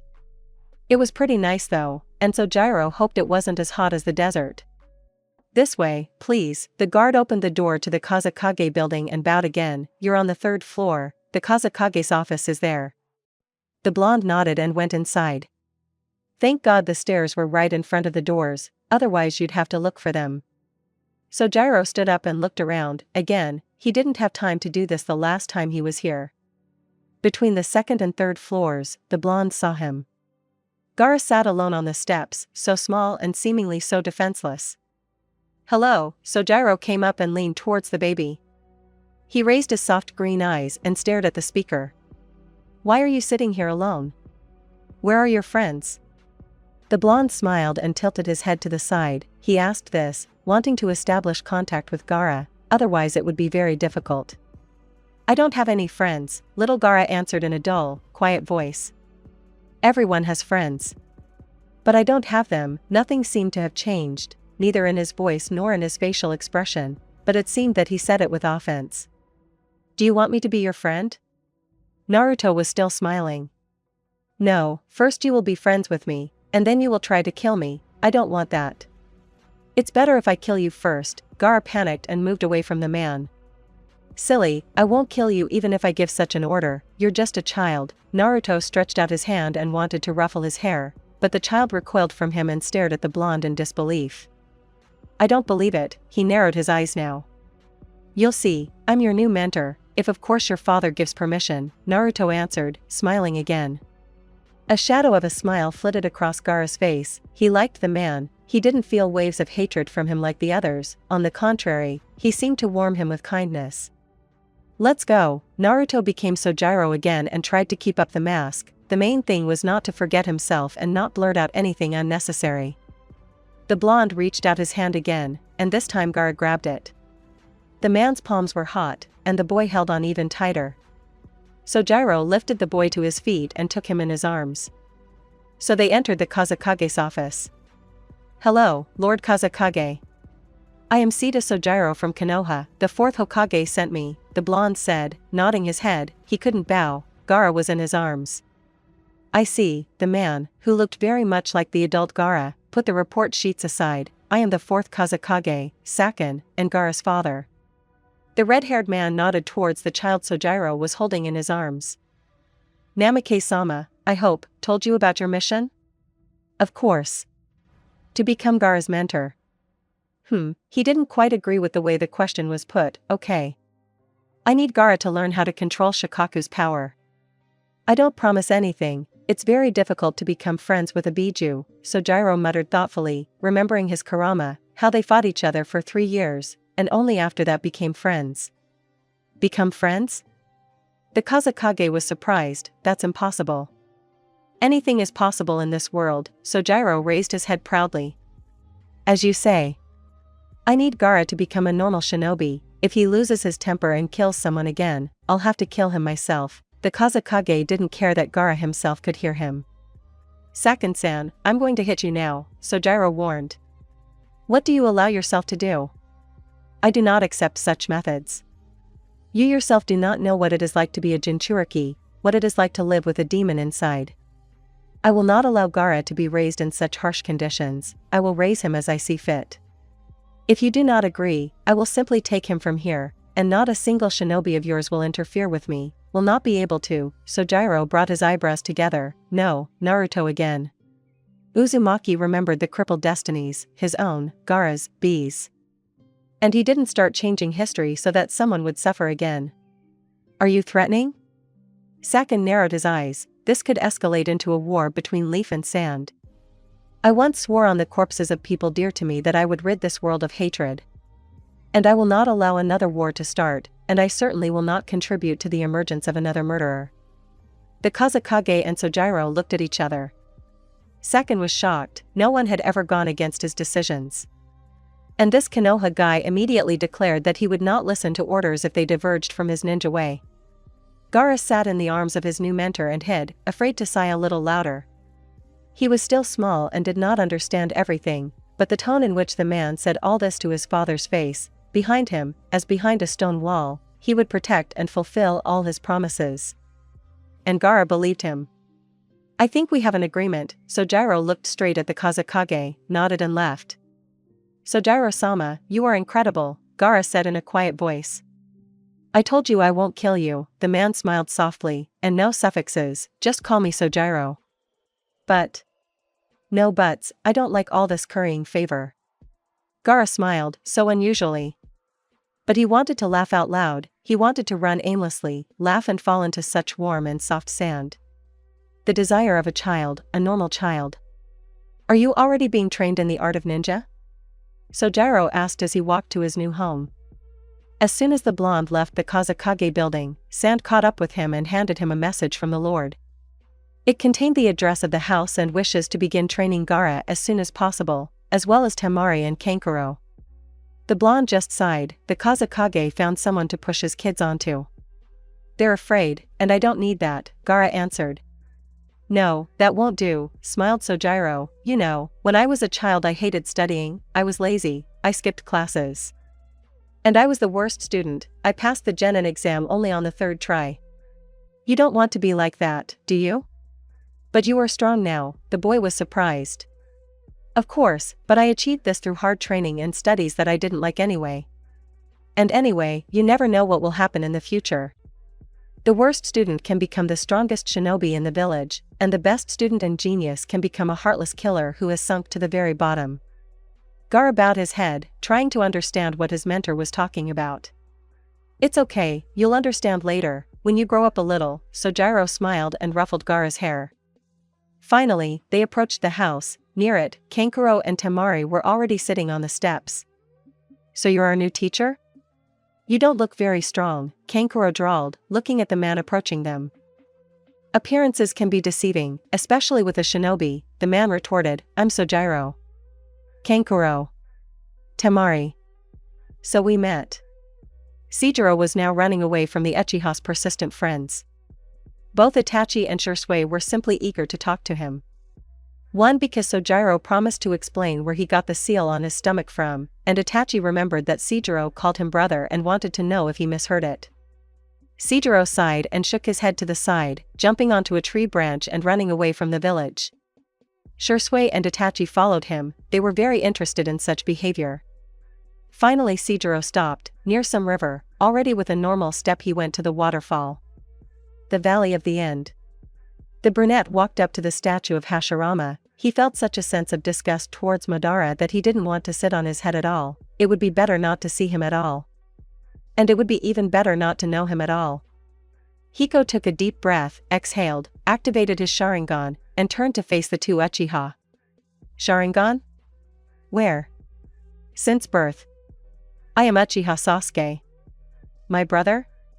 Itachi's eyes widened in surprise and he stared intently at the man standing in front of him. Indeed, in about 2 decades, little Sasuke will be like this. And Shisui was eager for more. I am 22 now. 6 years ago, do you remember how we came to the village? Yes, Itachi nodded. He remembered how he watched them. And he remembered that he seemed to have seen Seijiro's Sharingan. And it wasn't just an illusion, he really did have it.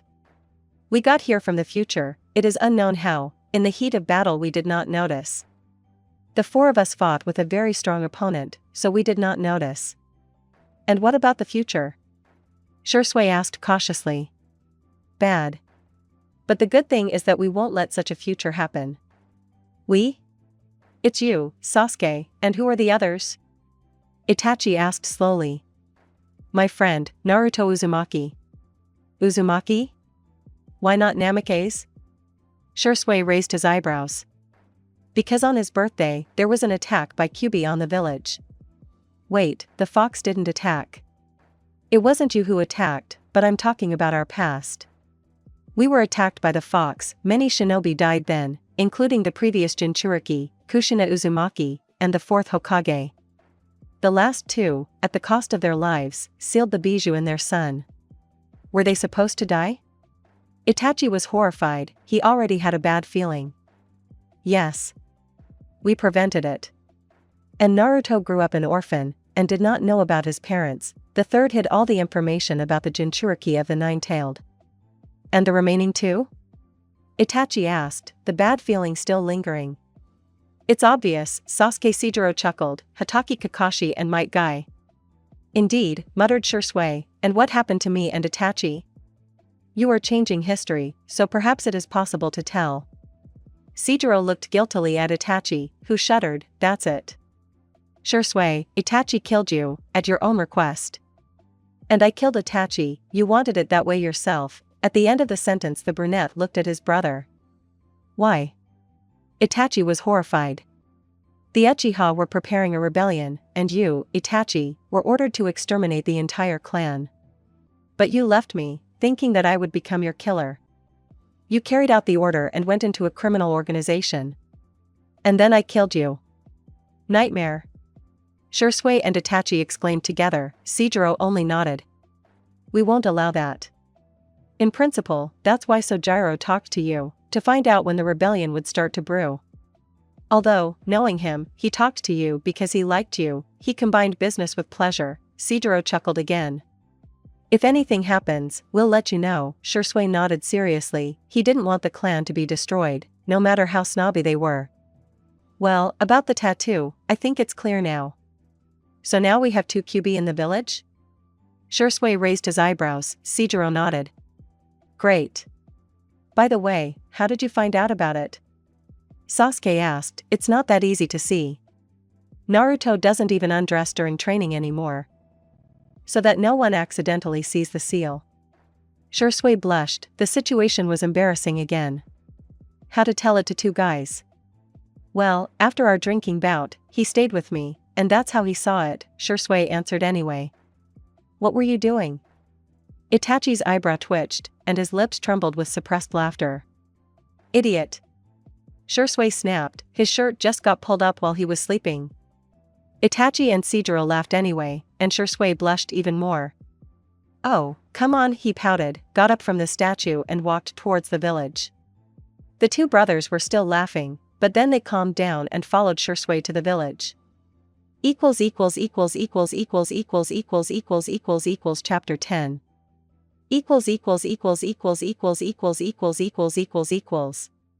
Sojiro woke up the next day much earlier than his alarm clock. Today is his first training session with his new students. He knows what to teach Gaara and Temari, but he simply couldn't imagine Kankuro as a future puppeteer.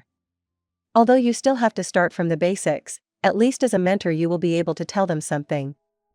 The blonde slowly began to dress, still in thought. What exactly should he tell the kids? How to find mutual understanding with Gaara and help him? They didn't let him finish his thought.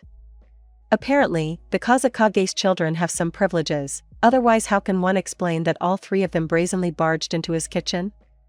Good morning, sensei. They shouted in chorus. Sojiro's right eyebrow twitched. Hi. But he smiled with effort, have you already had breakfast? Or did you come running as soon as you woke up? From the embarrassed faces he realized it was the second option. There was no normal food, there was, quite obviously, ramen. What can you do with you? Sojiro sighed and reached into his unpacked backpack in search of food. Ramen? Kankuro asked, surprised, looking at the cups of noodles. Well, I just got here, and I don't know how long I'll stay. Are you against ramen? Sojiro asked with a childish resentment in his eyes. Here Gaara, with his paws made of sand, forced his sister and brother to bow their heads. They're asking for forgiveness, Sojiro, he smiled slyly. Temari and Kankuro, who wanted to be indignant, froze with their mouths open. Gaara hadn't smiled for a long time, so the brother and sister nodded their heads diligently, showing that they weren't at all against ramen, and were asking for forgiveness for their unworthy behavior. The blonde laughed and ruffled everyone's hair. Gaara was simply glowing, he liked his new mentor more and more. The open, simple attitude simply captivated the little Jinchuriki. He didn't want to hurt people anymore, he wanted to give them warmth and joy like this man. "Where's your training ground here?" Sojiro asked when they had all eaten and left the house for the street. "Let's go." Gaara on one side, Temari on the other, grabbed their mentor's hands and pulled him in the right direction. Kankuro walked proudly ahead of everyone. The training ground was huge, and like everything around it, it looked like a desert. So, Sojiro began, walking past the three relatives who had sat down in a row. "Leave the boring theory for other teachers. Theory won't help in a real fight, unless it's a strategy, of course. I'm a practical man, and that's what I'll demand of you." The kids nodded seriously and fidgeted on the sand in anticipation of the demonstration. "You know, the most necessary thing for a ninja is chakra. Almost everything is tied to it." The kids nodded again. "For normal techniques, you simply gather the required amount of chakra, fold the seals, and receive the technique. There are 5 varieties of normal chakra, obtained from mixing spiritual and physical energy." The Sandmen nodded again, they had been told this before. These varieties are called elements of chakra. There are 5 main ones, Sojiro walked in front of the children and told them. Now he took a couple of steps back and stopped. For example, fire. The mentor formed seals and breathed out a huge fireball high into the sky. Wind. The man created a small whirlwind that swept across the entire training ground at great speed. "Unfortunately, I can't show lightning." The next element is earth. Where Sojiro stood and the children sat, a square pillar rose from the ground. The teacher jumped back down onto the sand. Water. The seals were quickly folded again and a wave of water rushed through. The children watched from above as a powerful stream of water swirled around their earthen pillar. A minute later, there is no water again, only the puddles around remind us of it. The sandpipers jumped down. "But you know 4 elements." Kankuro exclaimed, he was told that a jonin can learn only 3, and the third is optional. "Yes," Sojiro nodded. "Then you are very strong," Temari exhaled, also impressed by the demonstration. "There is such a thing," the mentor answered smiling, "these were the elements. Also, chakra can be used to control puppets, which Sand often uses." "Yes. I will become a puppeteer someday." The oldest boy proudly stuck out his chest. "You will be one of the best," Sojiro nodded. All ninja techniques are divided into 3 types. Genjutsu, ninjutsu, and taijutsu. You will have to pass them to me someday, the mentor smiled again. "Hi."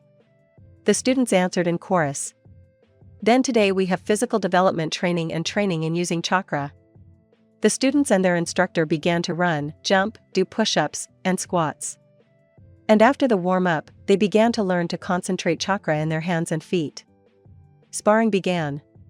Sojiro acted as a punching bag, and the children tried to hit him, using chakra when hitting. The day flew by unnoticed, and Gaara, Kankuro and Temari were so exhausted today that they fell asleep where they sat down to rest. The fair-haired man sighed, looking at his students. "They are great, they grasp everything on the fly." Sojiro bit the pad of his thumb, made seals, and summoning technique. A huge toad appeared, dressed in a simply huge, open kimono. A pipe was in his lips, and a sword hung behind his back. "Minato. Where did you call me?" The toad roared, "Eh?" It wasn't Minato standing in front of the amphibian, although the hairstyle and face were similar. "Who are you?" Toad Boss was surprised that he could be summoned without signing a contract. The blonde climbed onto the toad's head. "Naruto Uzumaki, Minato's son, and I came here from the future, and there we had a contract," the man said quietly. I see.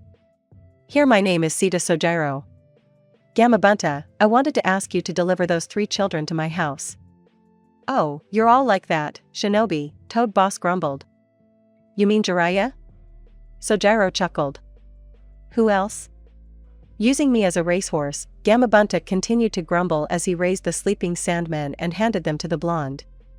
I'm sorry. Oh well. Just don't call me again for such nonsense. I won't, Sojiro smiled. Little Naruto was doing the same thing today. His father taught him, which Naruto himself was extremely happy about. There were so many kids at this training that Minato felt embarrassed and sympathized with Iruka. How does a Chunin cope with them? Although now this whole gang sat quietly and caught every word of their Hokage. Namikaze-sensei spoke very interestingly and, most importantly, informatively. Children learned about cloning and replacement. And everyone did even worse than Naruto from the future, but this is only the beginning. They will still learn, they have their whole life ahead of them. And Itachi and Shisui spent this evening again in the company of, as it turned out, Uchiha Sasuke. Now he has stopped being afraid to give himself away, he has already done it. It became much easier. Itachi took a rather philosophical attitude towards the fact that he was friends with an adult copy of his little brother, and he also took the situation that was told calmly. Shisui was just worried, he didn't want the whole clan to die, that's for sure. And he just prayed to all the existing gods that they wouldn't allow the same situation to develop as with Sasuke Sr. And there's nothing to panic about, they all together definitely won't allow it to happen again. Come on, Shisui, don't worry, Itachi patted his friend on the shoulder. I'm not worried, he snapped, although Itachi's words made him feel much better. I wanted to laugh, loudly and sonorously. He has a family, friends. What does he have to be afraid of? Can we already say that bedtime stories? Scary stories for children? Everything will be fine. Chapter 11.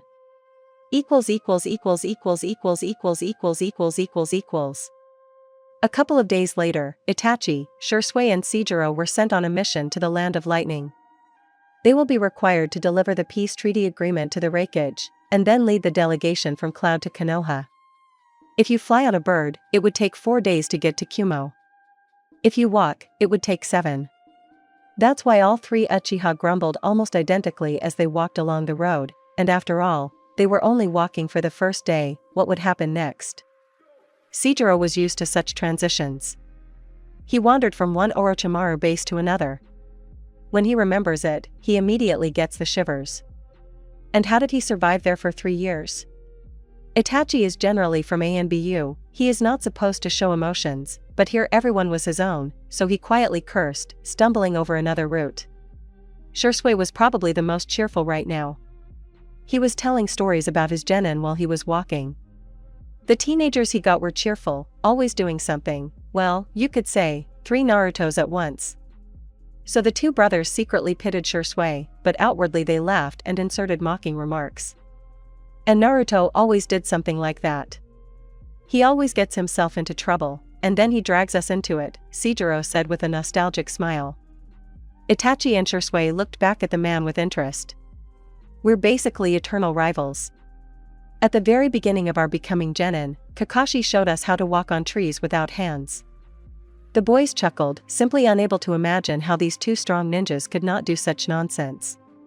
Sakura climbed up very quickly and went to the customer's house, Kakashi left after her. And Naruto and I still couldn't do it. Until the morning we competed who would climb higher. And? Itachi asked. Of course, we climbed to the very top together. We always did everything together. Why do you say that as if it can't be returned? In my opinion, you're still inseparable, Shisui noted. I wanted to take revenge on my brother and saw nothing but revenge. I decided to go to Orochimaru for the power that would help me kill Itachi, Sojiro continued speaking sadly. Shisui and Itachi were silent, they could only guess how hard it was for Naruto, Sasuke, Itachi, and all the people from that future. And this idiot always considered me a friend. He didn't want to kill me, he wanted to bring me back to the village, he tried to prove that my revenge was empty. And he was completely right. I killed my brother, but I didn't feel relief and joy from achieving my goal, but the pain of loss. And then Madara in the mask told me that Itachi was actually following orders. They were silent. But Naruto, at every meeting, shouted that he would return me to Konoha, and that I was his friend. And he did return me, Sasuke smiled, although Konoha turned out to be a little different. Itachi and Shisui also smiled. It was all sad, but it was good that this story was already over. To ease the tension, Seijiro began to tell even funnier stories from their training with Kakashi. Now all the Uchiha could do was laugh. The story of Naruto Uzumaki's adventures was simply incredible. There was still a long way to go, and Seijiro hoped that there would be enough stories to last until the end. Naruto Namikaze and Sasuke Uchiha were up to mischief again. Sasuke's brother had gone on a mission, and all of his scrolls with any techniques were within reach. So, both boys with the most honest eyes came to ask Naruto's mother to let him spend the night with Sasuke. Kushina didn't notice anything and decided to agree. She herself decided to invite Makoto to her place, and send Minato to the house of Raidon and Aoshi. Although their names didn't really catch on, that's what they were called in the family circle, Kakashi and Guy. So Kushina let them go. And the happy best friends went to Sasuke's house. Well, what? Let's go? Naruto asked, winking conspiratorially. Small and very funny Sasuke, making a serious face, nodded with an important look. The two boys quietly left the room and carefully made their way into Itachi's room. It was light and very neat. Quite free. A dark wood wardrobe, a table of the same color, a wall-sized bookcase with books and scrolls. The latter was what interested the two friends. Sasuke carefully opened the glass door. Naruto came up and carefully began to sort through the books, taking them out and quickly looking through them. Itachi had not only books with techniques here, but also historical ones, on the history of the great clans, Rikudo Sannin, the land of fire and Konoha, and other countries. The blonde put aside all the books that seemed interesting to him. Sasuke was looking through the scrolls, which contained not only simple techniques, but even A and S class ones. The eyes of the younger Uchiha simply lit up when he read the names of all these techniques. Everything that his greedy hands could reach was pulled out of the closet. Naruto had already settled down near the table. On the tabletop next to him stood several neat stacks of books. Sasuke joined his friend. He read all the explanations of the techniques and wrote down notes. They sat like that all night, and Fugaku naively assumed that the children were sleeping peacefully in Sasuke's room. Sojiro continued training the Sandmen. The kids are really little geniuses, they learn very quickly. It's a pity that their chakra control is not very good yet, but they are trying. A new contract has been concluded with Gamabunta, Sakin has not yet demanded a report, and contact has been established with Gaara. Everything was great, but the blonde was quite lonely. And sad, too. Here, in relative inaction, heavy thoughts began to overcome him. Sojiro started worrying about all this great history-changing stuff again. The what-if stage of fear began. In the evenings, the Sannin of the Leaf Village would go outside, climb onto the roof, like Gaara once did, and sit, look at the moon and think. Everything is fine with him, the little one, his whole family is alive. Erosanin is alive too. Right now, everything was pretty good, but his heart was quietly whispering that the Uchiha might already be planning a coup. This sent shivers down Seth's spine. He was afraid of it to the point of shaking in his knees. He was nervous and worried. Because of this, sometimes everything fell out of his hands. But Uchiha is not the only problem that will come across on the path of the changers of history. Although, why change everything? The main thing is to change the main terrible events, and then you can lay off these rather problematic responsibilities and take care of yourself. What is he talking about? What should he do? He doesn't have a girlfriend. Horrible. He's never had a girlfriend. You're an idiot, Naruto Uzumaki. You've been running after Sasuke for so many years that you've completely forgotten about such a pleasant part of the world as love. Although it's not only Sasuke who's to blame, but also global problems like Akatsuki, Orochimaru, and the war. He urgently needed to find himself a girlfriend, Sojiro decided, jumping off the roof and heading back to his small apartment. The blonde, like Shisui a few days ago, thought that everything would work out for them. Everything would be fine, there would be no war and so many deaths. They have to cope, apparently that's why they came here. If only they knew how. Kushina called not only Makoto, but also other mothers of children. The mothers of Hinata, Chuji, Aino, Sakura, and Shikamaru gathered at the fourth Hokage's house. The women drank light wine and gossiped. They shared rumors and told funny stories about their children or husbands. Then they began to feel nostalgic. Each told her own love story, and considering that they had all known each other for quite a long time, they began to recall very old stories.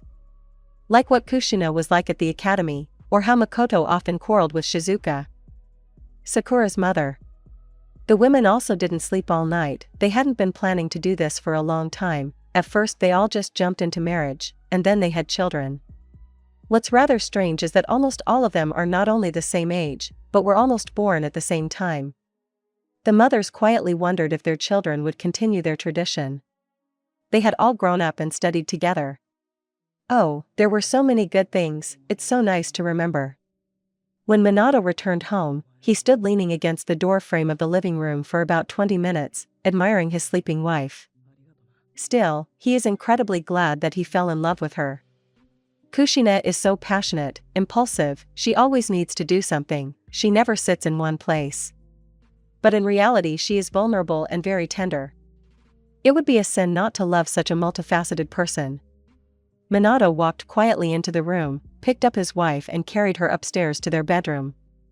She wouldn't be sleeping for long, and who knows, maybe Naruto would have a little brother or sister. Chapter 12 So another year passed. Naruto was still having fun with his friends.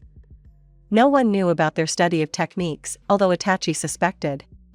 Because although the room was in order upon returning from the mission, the bookcase made him wary.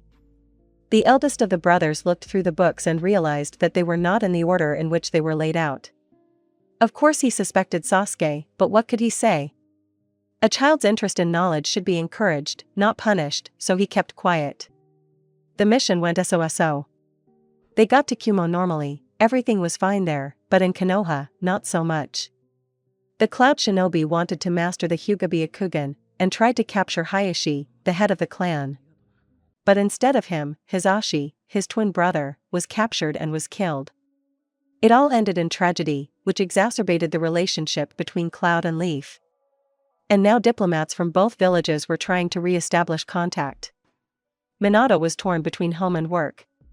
Kushina was indeed pregnant, and she wasn't the only one. Quite a few mothers were expecting second or even third children. Mikoto, Shizuka, Hataru, Hinata's mother, and several other women. The fathers clutched their heads, asking where the other children were. They had more than enough of the current ones. But the Kunoichi were no match for the stern women, so all the fathers humbly waited for more children to be born. Uzumaki, having learned that his mother was going to give birth again, came to the fourth Kazekage. Sakin-san, I have to return to Konoha for a while, the blonde stated the purpose of his visit. I allow it, but not more than 2 months. And so I will have to find other teachers for my children, answered the Kazekage. Their relationship had more or less leveled out over the year, and they now communicated with cold politeness. Although Sakin couldn't help but admit that Seth Sojiro was right, because he saw what Gaara had become, more sociable and lively. Kankuro and Temari had also changed slightly, and had become noticeably stronger. If they had been like that before Gaara was born, they could have easily laid claim to being a vessel for the Biju. But Sakin tried to think less about it, because he had been shown that a Jinchuriki cannot be treated only as a weapon of the village. He really didn't want a repeat of the story with Gaara, who knows what another Jinchuriki could have become. I can take them with me. They are my students, suggested Sojiro, who wanted to do so right away, and it wouldn't hurt the guys to see a little bit of the world. Besides, traveling is fun. Well, that would be the best way out, the Kazekage nodded. Sojiro bowed and left the office. He had to hurry and make his little students happy. The man quickly, with a dancing gait, walked along the deserted corridors of the residence and went out onto the street, immediately jumping onto the canopy of some building, from there onto a lamp post, and then onto the roof, and jumping from one to another, he reached his apartment. For some reason, it so happened that the sandy ones always came to his house. And now the blonde was waiting for their arrival, preparing dinner for everyone, humming something under his breath. The man was genuinely happy for his father and mother. He was glad that his little version had parents, and would even have a little brother. Not alone, that's what Sojiro thought about his family, which was no longer his. Even though he was practically a stranger to them all, they accepted him as one of their own. They knew that he was their adult son, but they didn't perceive him as such. Rather, as Sojiro himself once said, he was like an uncle to little Naruto. Which was relatively close to the truth, due to his strong resemblance to Minato Namikaze. Shinobi aren't that interested in that. Well, there are people who are similar to each other. It's not for nothing that they say that every person may have a twin. The children arrived, as always unceremoniously tumbling into the apartment and then going into the kitchen. Sojiro didn't tell them anything, he understood them perfectly. All these rules of etiquette, they should be observed in public, not at home. Home is home, the soul should rest here. This is approximately the rule that the man was guided by all his conscious life. The fair-haired man placed plates of food in front of the children, who were hungry after their exhausting morning training. Naruto's former boyfriend got them hooked on ramen. Explaining, or rather showing, all the charm of this masterpiece of culinary thought. The sandy ones did appreciate it, and agreed that it was tasty and nutritious, but not very healthy. But it was perfect for replenishing lost energy. And they ate the noodles without question. But there was no ramen on the table now, Sojiro had already gotten used to eating other dishes. Therefore, there was a variety of different dishes on the table. The little shinobi pounced on the lunch, thanking their mentor for the food in a crumpled manner. Afterwards, all that could be heard was the clatter of spoons and chopsticks, and the clink of dishes. When everything was eaten, and the children were smiling with satisfaction, Sojiro made tea for everyone. Now we can talk. Do you know that I'm returning to Konoha soon? The man decided to upset his students a little. What? Really? They exclaimed, immediately becoming sad. Gaara seemed the saddest, he had become so attached to his mentor that he did not want to part, especially so soon. Yes, my brother's wife is about to give birth again, Sojiro continued calmly. That's great, Kankuro nodded reservedly, as the oldest and most knowledgeable. True. That's why I need to go back. And, the blonde paused, you'll come with me. The scream that followed deafened the poor man, and the 3 children who rushed at him with hugs knocked all the air out of his lungs. Hooray! We're going to Konoha! Temari and Gaara shouted in unison. Sita just smiled, how happy he was to see the smiles on the faces of these children. Almost as happy as he was to see the smiles of little Naruto, Sasuke, and their gang. Konoha was in an uproar. The sudden birth rate spike had thrown the village into chaos. Women seemed to be competing to see who would have the most children, and the first. This time Kushina was due to give birth first, and very soon. She and Minato were waiting for Sojiro to come to the village. They had already learned the hard way that childbirth was dangerous for a Jinchuriki, and there might be another smart guy who wanted to steal the 9 tails. So it wouldn't hurt to have some backup. Sojiro himself didn't keep us waiting long. After sending him a letter, he came 3 days later. Exactly. What's very surprising is that it takes only 3 days to walk as a normal shinobi, and you still have to get ready, you can spend a whole day on that. And the fact that the young man also brought his children with him was absolutely terrifying. How did he manage to get there so quickly? Although, having watched the guys for a while, one could have guessed. They were very active, simply energetic. And immediately upon arrival, we had a fight with Sasuke. Little Uchiha, his older brother, and 2 of his brother's friends came out to meet Sojiro. He immediately started chatting with the adults, and the children decided their own affairs. But as soon as they fought, they made up. They were children. We haven't seen each other for a long time, Seijiro said, feeling touched and hugging his friend tightly. Yes, I'm back, Sojiro responded with an equally strong hug. He shook hands with the 2 Uchiha, his friends. How are you doing here without me? The fair-haired man asked cheerfully. What a nightmare. Itachi howled, not only do I have a little brother, but now I'll have a little sister too. The others just laughed at the guy's expressive remark. Don't worry, you survived Sasuke, you'll survive your sister too, Uchiha Shursui patted his friend on the shoulder, trust my experience. "Oh, come on," Itachi shook off his hand with a movement of his shoulder. "And what kind of children are you with?" asked Shursui, noticing that Sand and Sasuke were already whispering about something top secret. "Ah, Gaara, Kankuro and Temari," Sojiro waved his hand, also looking at his charges, and made sure that everything was okay with them. "It's for them that I'm now on a mission in Sand." "Not bad, kids," Sejiro said, looking the boys over with a searching look. No, the former Sasuke Uchiha remembered them perfectly well, and was glad that they were not the same as they were at that memorable exam. Rather, the Sand ones reminded them of themselves, after meeting Naruto, and how he saw them at the meeting of the 5 Kage. And Sejiro knew perfectly well whose influence it was. He didn't know yet. He had already observed Uzumaki's mystical ability to change people's hearts so many times that he had lost count. And the children were already chatting about the techniques they knew. Gaara bragged to Sasuke that their teacher had mastered the 4 elements, that he was very strong. Little Uchiha responded indignantly that his teacher was actually the Hokage. To which Gaara trumped that he himself was the son of the Kazekage. Sasuke only snorted. His best friend was also the son of the Kage, that wouldn't surprise him. But children's moods were as changeable as the wind, and they quickly forgot about the conflict and began to really tell what techniques they knew. And it was still unknown what stopped everyone from demonstrating. Certainly not the adults standing nearby. Turning to the men, the children encountered scrutinizing glances. The feeling was not pleasant. As if they were goods on display, the men seemed to be estimating whether they were strong, whether the children would become something worthwhile, and in general. Sasuke just curled his lips in displeasure and decided to go and pester his brother. It's good that he treats all of the younger boys' antics with boundless patience, unlike those same parents.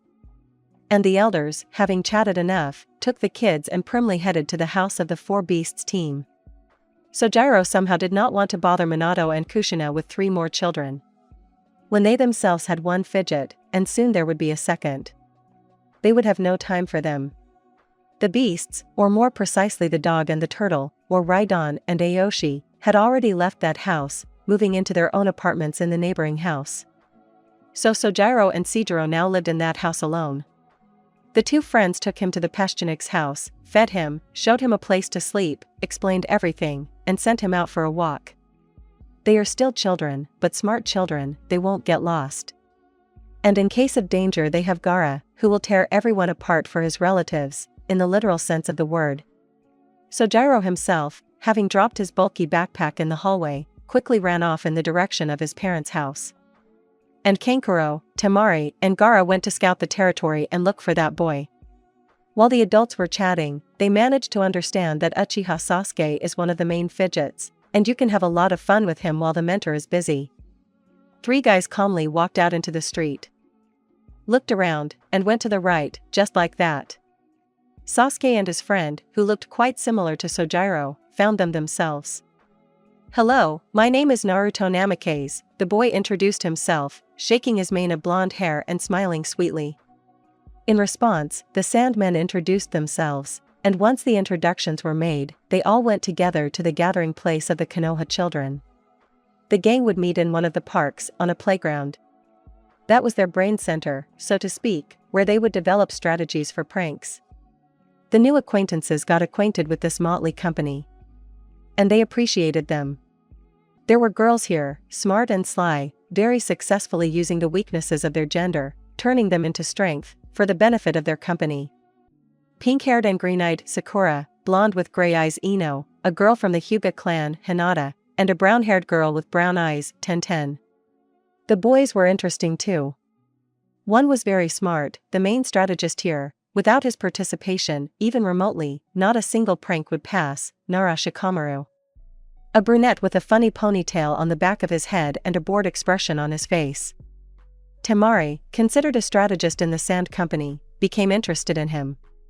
There was also a guy with a puppy, Kiba, a funny fat guy, Chuji, a serious boy from the Hyuga clan, Niji, a secretive guy in dark glasses, Shino, another funny boy, dark-haired with very pale skin, you can't even tell that he is sitting in the sun, Sai. The gang of guys also liked the guests from the Sand, especially since Gaara reminded everyone very much of Naruto, just as energetic and kind. Having gotten to know each other and chatted, the guys set about another grand prank in honor of the guests. Sojiro walked quickly through Konoha, not even on the roofs, but just on the ground. The Namake's house greeted him with silence. It was understandable, Naruto was running outside and Minato was working. "Hello, Kushina," the man greeted loudly, walking from the long corridor to the kitchen, where the red-haired beauty, the fourth Hokage's wife, was most likely. "Oh, Naruto. You came," exclaimed a woman sitting on a chair and reading a large book. In front of her on the table there was a vase of fruit and a tray of tea. Kushina, when no one could hear them, called her son from the future by his real name. She said that it was not in vain that she chose him, so as to hide his name, let at least sometimes someone call the blonde that. Naruto was only flattered by this, all his life he dreamed of hearing his mother's voice calling him by name. "How are you?" he asked, sitting down on a chair in front of the woman. "Maybe you need something?" "No, thank you. I'm fine, just a little heavy." "You were lighter," Kushina answered with a smile. Sojiro just laughed and blushed with flattery. It was nice to have living parents after all. "How are things going here?" "I haven't been to the village for so long," the fair-haired man sighed sadly. "Everything is fine. Mikoto, here, is also pregnant." "I know," Itachi already managed to complain, Sojiro said, still smiling. Kushina giggled and began to tell the story of what had happened here during the entire year of Naruto's absence from the future, the already changed future. The story continued until the evening, and was interrupted only when Minato came home. "Where is Naruto?" he asked, entering the kitchen and finding no trace of his little son's presence in the house. "He hasn't arrived yet?" Sojiro was surprised and a little worried. He had to keep an eye on the Sandmen. "He's not in the house, but I heard that they were up to some mischief again," Minato shrugged. "And has anything been heard about the sons and daughter of the Kazekage?" Sojiro asked worriedly, looking at the fourth with a piercing gaze. "No," Minato shook his head in response. "Did you bring them with you too?" "I couldn't abandon my students." Sojiro, who had risen from his chair, spread his arms and headed for the exit. "I'll go look for them. If I meet Naruto, I'll send him home with a clone." "We will be grateful," Kushina shouted, waving goodbye to the young man. Sojiro immediately created several clones outside the threshold and they all went in search of their charges. He found them in the park where the village boys usually gathered. The children were discussing something heatedly and actively gesticulating. Laughter could be heard. "Hello," the man greeted, approaching the gathering with a wide smile on his lips. Yes, a smile is his eternal companion, but Uzumaki Naruto has long since decided for himself to meet all dangers or joys with a smile. At that moment Naruto, this time, pounced on the fair-haired man with wild cries. The boy was very happy with his uncle, immediately starting to dump tons of information on his head, interspersed with a storm of delight. Sojiro picked up his copy in his arms and listened to absolutely everything. Among the seemingly nonsense there could be very useful information. And while he was listening, he quickly glanced over the guys' heads, finding the necessary ones. He calmed down. The brothers and sister stood next to Sasuke, and listened to what he was telling them. Shikamaru was also nearby, also listening to the boy from the Uchiha clan. "Time to go home," Sojiro commanded the children when Naruto finished his story. The little shinobi did not want to disperse, and a stream of indignation fell upon the man, but he was adamant. And the children still had to, accompanied by Sojiro's clones, direct their steps home. Naruto, also accompanied by a clone, headed towards his place, continuing to blab out his stories and delights. Original Sojiro put Gaara on his back, and holding hands with Temari and Kankuro, he went to his house. The blonde was not allowed to sleep normally. Kakashi Sr. burst into the room where Sojiro and Seijiro were sleeping. He woke up his former students with kicks and announced that Kushina had gone into labor. Both friends immediately jumped up. Sojiro quickly created a clone to keep an eye on the students, and he quickly threw on normal clothes and jumped out the window. Sasuke and Kakashi hurried after him. Guy was already in the newly built shelter, where Kushina gave birth last time. The three shinobi hurried at full speed. It's not too late, it's all just beginning, and the four ninjas from the future are in for several hours of waiting and tension. But everything went great. The second son was born quickly and easily. The seal, although it opened, still could not release the fox, because during the first birth, the seal was closed by Naruto, with his key, which is much stronger than Minato's ki. Even if the creator himself is the fourth, it doesn't matter that the seal he used on his son, in another past, and the one that stood on Kushina, were slightly different. The attack did not happen, and the happy parents smiled tiredly at their son and welcomed him into this world. "Hello, Naoki," Kushina said quietly, "I'm your mom, and this is your dad, and you also have a brother, Naruto." For extra shinobi came out, they didn't want to interfere. Naruto from the future looked with light sadness, before leaving the room, at the version of his family, only he was no longer their son, not here, not now. But he was sincerely happy, and wished them all happiness. "Naoki, I'm your brother too, Naruto, only I'm from another future that you'll never have. I'll always protect you, until the very end. Grow up happy and strong, brother." Chapter 13 Little Naoki was surrounded by the care and love of many people. Parents, friends, and acquaintances, everyone really liked the baby with the red fluff of hair on his head.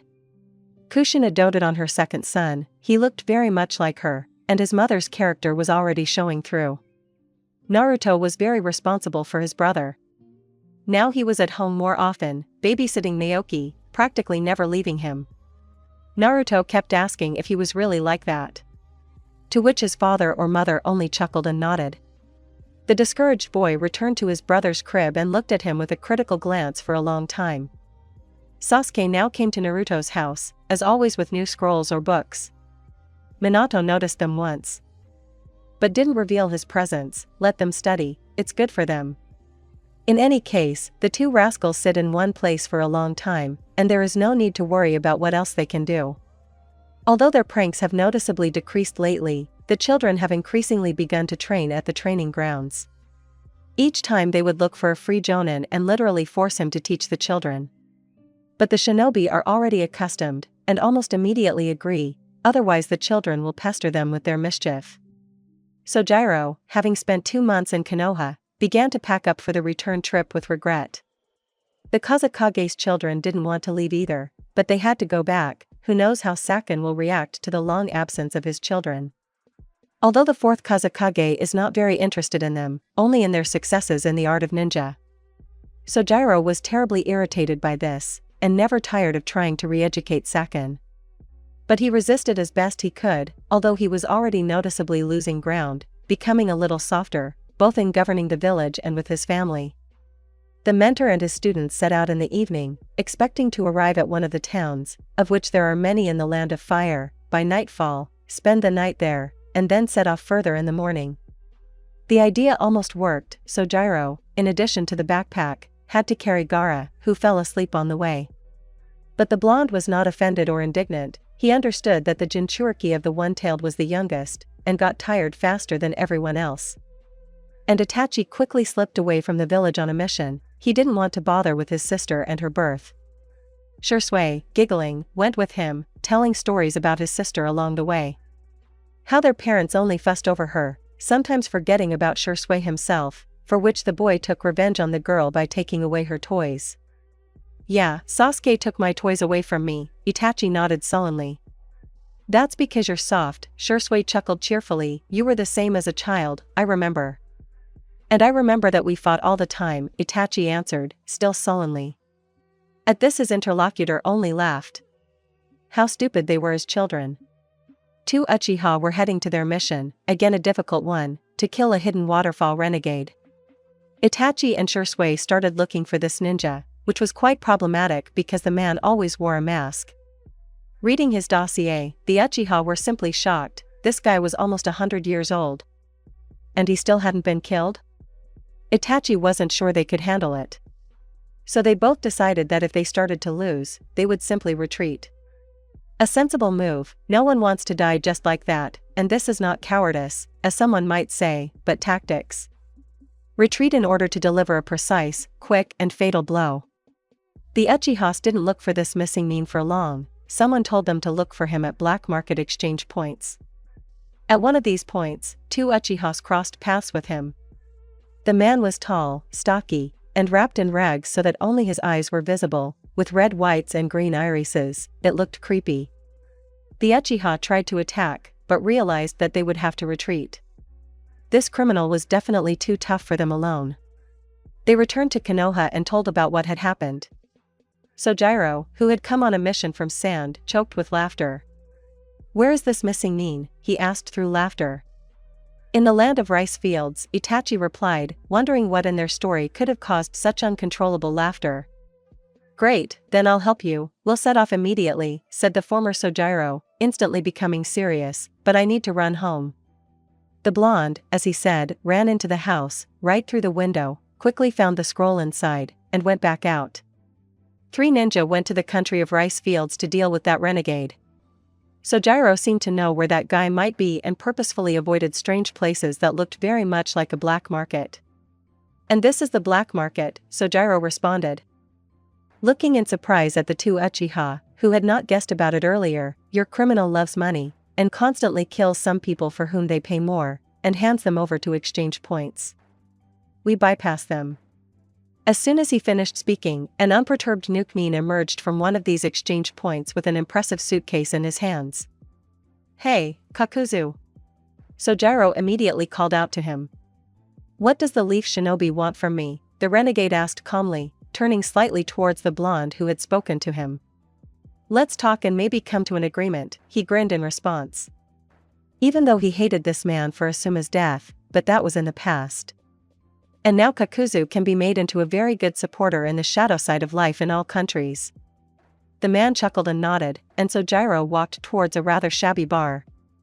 They went inside, and the chilling gaze of the 2 ninjas made the entire population of the bar quickly leave their seats. The owner of the establishment swallowed, but managed to squeeze out a smile. "What do the gentlemen want? A drink? A snack?" he asked. "Get out of our sight, if you eavesdrop, you'll never be able to hear again," Sojiro sternly warned, sitting down at one of the tables.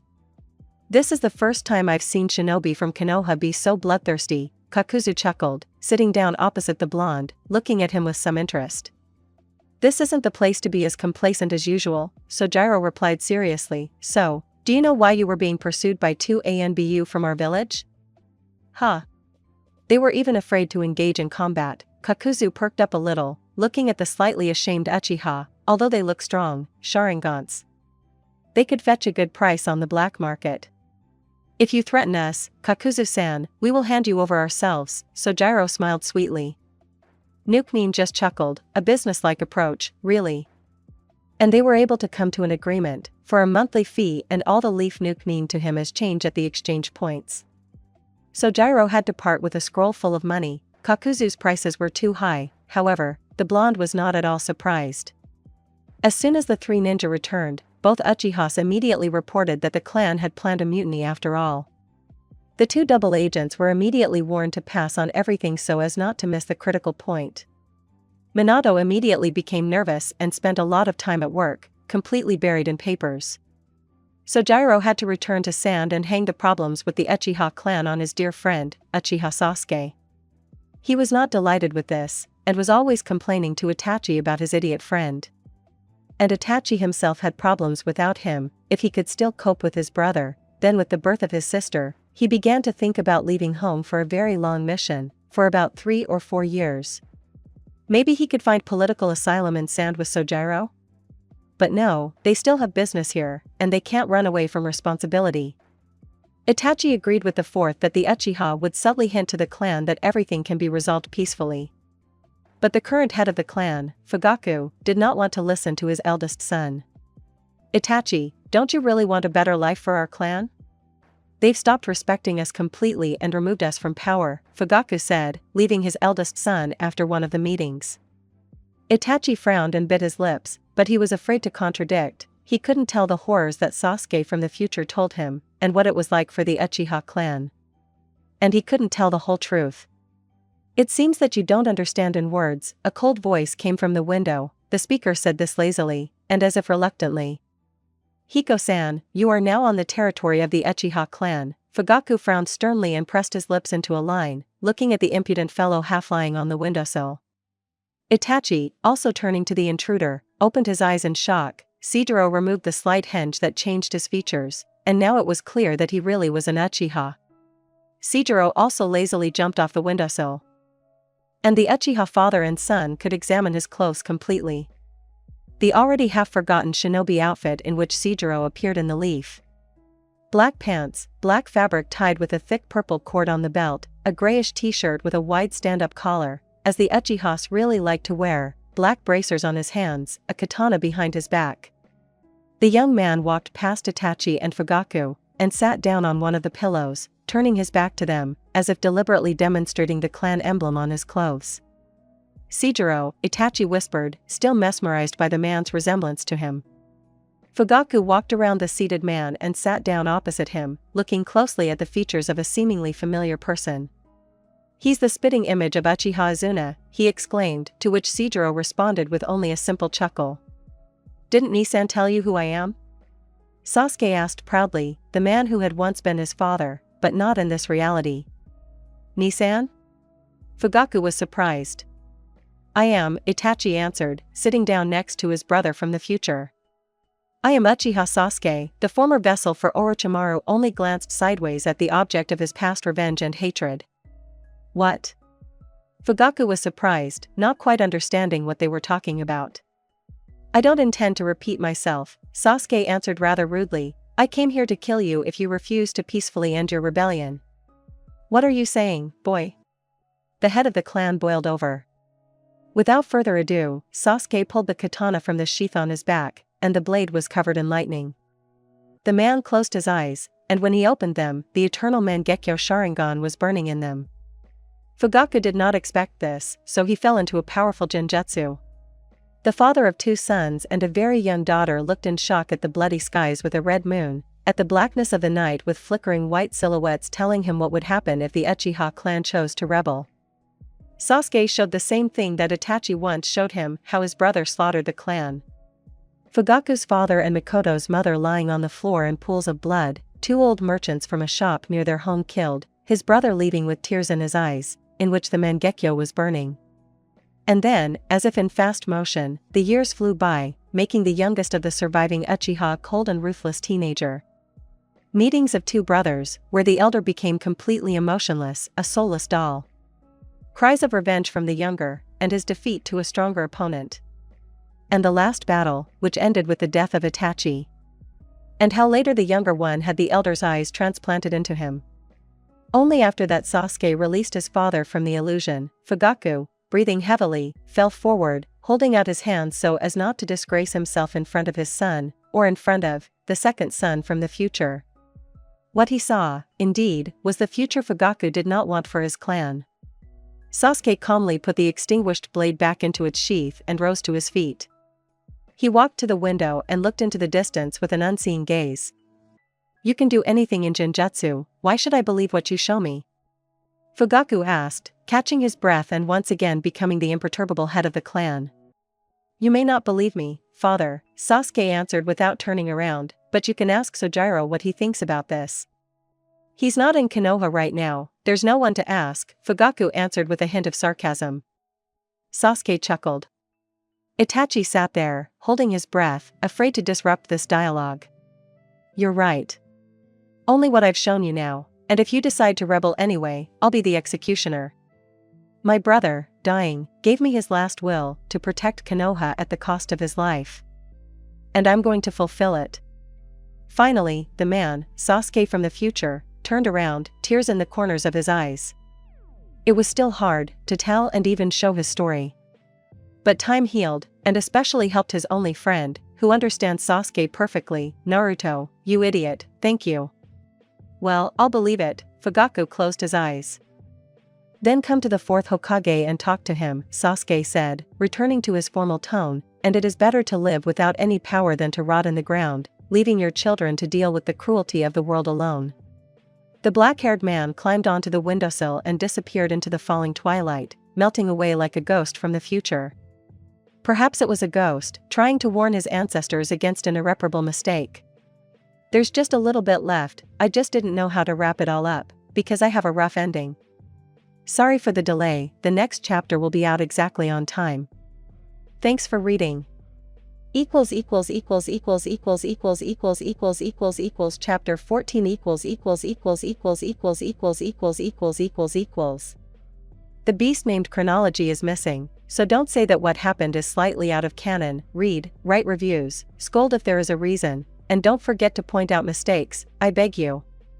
Naruto set up an obstacle course for his 3 students to test what they had learned. It was time to finish Gaara's training and return to Konoha. He had already delayed it, they had only invited him for a year, and he had been here for almost 2. And Sasuke sent a letter that he seemed to have solved the problem with the Uchiha clan. Uzumaki stretched and yawned. It was early morning, and dawn was just beginning to show on the horizon, brightening the inky black sky. The weather was pleasant, but it was a little chilly, and the sleepy shinobi shivered, wrapping himself in his jacket. A couple of hours passed, Naruto didn't even notice them, he was so lost in thought about everything that had happened to him and his friends. He was really glad to be here, but the understanding that this was not their place was arising more and more often. Sojiro. The boy's clear voice rang out, echoing across the field and getting lost in the obstacles. Hello Gaara, the blonde answered quietly, and, grabbing the boy by the armpits, sat him on his lap.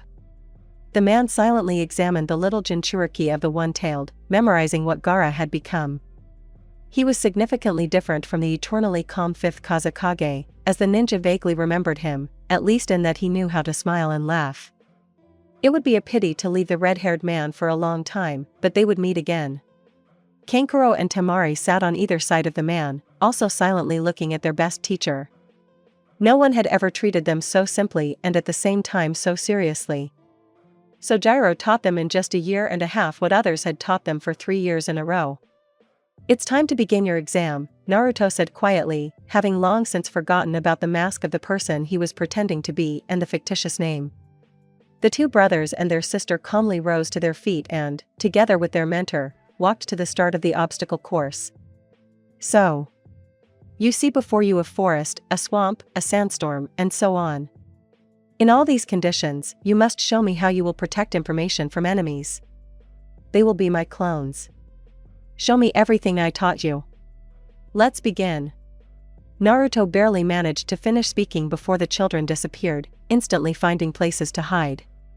Naruto still managed to give them the scrolls with information, because he guessed that the sand ones would immediately scatter like cockroaches from a light turned on in a room. The blonde made a seal and, quietly muttering the words of the technique, summoned about 100 clones, who immediately scattered in all directions, looking for the little shinobi. And they did, but the guys gave a serious rebuff, immediately reducing the number of clones by half. Gaara let out a victorious cry and disappeared again, dissolved, in an artificial sandstorm. Kankuro and Temari also hid, almost masterfully performing replacements and simple clones. All 3 of them almost managed to complete the task. After all, how could little children stand against a battle-hardened, probably the strongest shinobi? Did you hand it in? Asked the red-haired man, without even raising his head from the papers. Yes, Naruto answered. All 3 of his students stood behind him, simply with stone faces, already accustomed to their father addressing them in this way. Sakin would have liked to devote a little more time to the children, but he was so busy all the time that he wanted to send all these papers to hell and go out and stretch his legs outside. Or better yet, go to some training ground and roll out a thin layer of his subordinates who dared to tell him something about the papers. Even though they are not at that age, I think they can be given the title of genin. Naruto continued speaking, frowning at the 4th Kazekage. Well, I completely agree with you. The man rummaged through the huge stacks of papers and pulled out 3 sheets of paper, quickly writing something down on them. Now you are genin, children. The Kazekage suddenly smiled cheerfully, and even winked at his exact copy, Gaara. The children looked at each other, but also smiled, and left the office satisfied. Sita-san, thank you for teaching my children, Sakin said when he and Sojiro were alone in the office. You're welcome, it was my duty as a shinobi. The red-haired man only chuckled skeptically, others wouldn't bother with children like that. Gaara stopped being sullen, learned to smile, and, as the ANBU assigned to the Jinchuriki reported, found friends among his peers. Kankuro and Temari became much more attentive, their unjustified cruelty disappeared. Previously, the older children of Sakina loved only themselves, which apparently caused cruelty to others. They chatted a bit more and agreed that Sojiro would leave sand in 2 days. Deep down, Sakin was terribly jealous of Namikaze for having such a wonderful ninja at his disposal. If the Kazekage had known that he had 3 more such magnificent and strong ninjas, he would probably have eaten his Kage hat. And the kids decided to throw a sort of farewell party for their beloved mentor. Naruto blushed embarrassedly. In his entire life he had rarely heard praise and such open compliments. And those he heard here, he was in no hurry to get used to them. "Oh, come on, I'll be in Konoha. You can always find me there," Naruto told them, smiling sheepishly. "But we won't be able to see you every day," Gaara replied, upset. To which the man only ruffled his friend's hair, and then did the same with Kankuro, who didn't wear his black-eared uniform very often yet. He simply put his hand on Temari's hair, afraid to damage the intricate hairstyle, which was also far from the usual 4 ponytails. Despite the sad occasion, all 4 of them had a lot of fun, laughing and joking. Naruto cooked a sumptuous dinner, delighting his students, who had long since become accustomed to ramen. Uzumaki sometimes cooked it himself, happy that he could cook for someone else. He learned the method of making ramen from old man Tuchi when he had nothing to do and was always disappearing to Ichiraku. In the morning he sent letters to the Hokage and his dear and simply adored friend Sasuke. And already in the evening, having said goodbye to a crowd of good acquaintances, Naruto left the village of sand. He walked calmly and rather slowly, again immersed in sad thoughts. And he did not pay attention at all to the fact that he needed to eat and rest, did not even pay attention to the climatic conditions. He passed the storm that had begun as calmly as if there was just sunshine in the desert, only he spat out sand for a very long time. He did not notice how he passed the age-old forest, finding himself in his native Penates. And only barely nodded to the guards at the gate. "What's wrong with you?" Naruto ran into a friend on one of the streets, and again, he didn't pay attention to it. But Sasuke did, and immediately grabbed the blonde by the elbow and dragged him towards the house, where they could chat quietly. "What's wrong with you, Naruto?" Uchiha repeated, his black eyes flashing furiously. "Huh? Sasuke?" The Jinchuriki's eyes widened in surprise and he stared at his friend. And he met an equally surprised look. "I was thinking," Naruto answered with a heavy sigh, lowering himself onto the tatami. "I noticed," Sasuke chuckled, sitting down opposite, "and what about? Don't you think that life here is passing us by?" Uchiha frowned and looked suspiciously at his friend, thinking about his words. Indeed, too few people know who they are, and the 4 travelers themselves do not open their souls to others. They live in isolation, hiding their names and appearance. They live at the expense of the happiness of their younger copies and their surroundings. This is wrong. But only now Sasuke paid attention to it, and understood his friend. Naruto was right. And it was somewhat surprising that he was the one who noticed it first. The friends talked for a long time and shared their painful issues. "I was so scared," Sasuke admitted, telling how he convinced Fugaku to hush up the rebellion. "What if my father didn't believe me and I'd have to kill them? I really would have done it myself." "I think he would have believed it anyway, even if it wasn't true. Who would want such a future for their clan?" Naruto said thoughtfully. "Perhaps you're right." Fugaku already seemed to have talked about everything with the 4th. "Then everything is okay, right?" Naruto asked, tilting his head to the side and forcing a smile. The blonde's mood improved only a little, but heavy thoughts did not leave his consciousness and did not leave him alone. The 2 friends headed towards the Hokage's residence, meeting Kakashi and Guy on the way. The 4 of them went to the carpet to see the 4th. Minato was up to his neck in work, and the 4 shinobi stood quietly in the corner, quietly chatting among themselves. The Hokage listened to reports, stamped them, and reread a mountain of papers that the secretary girl brought him.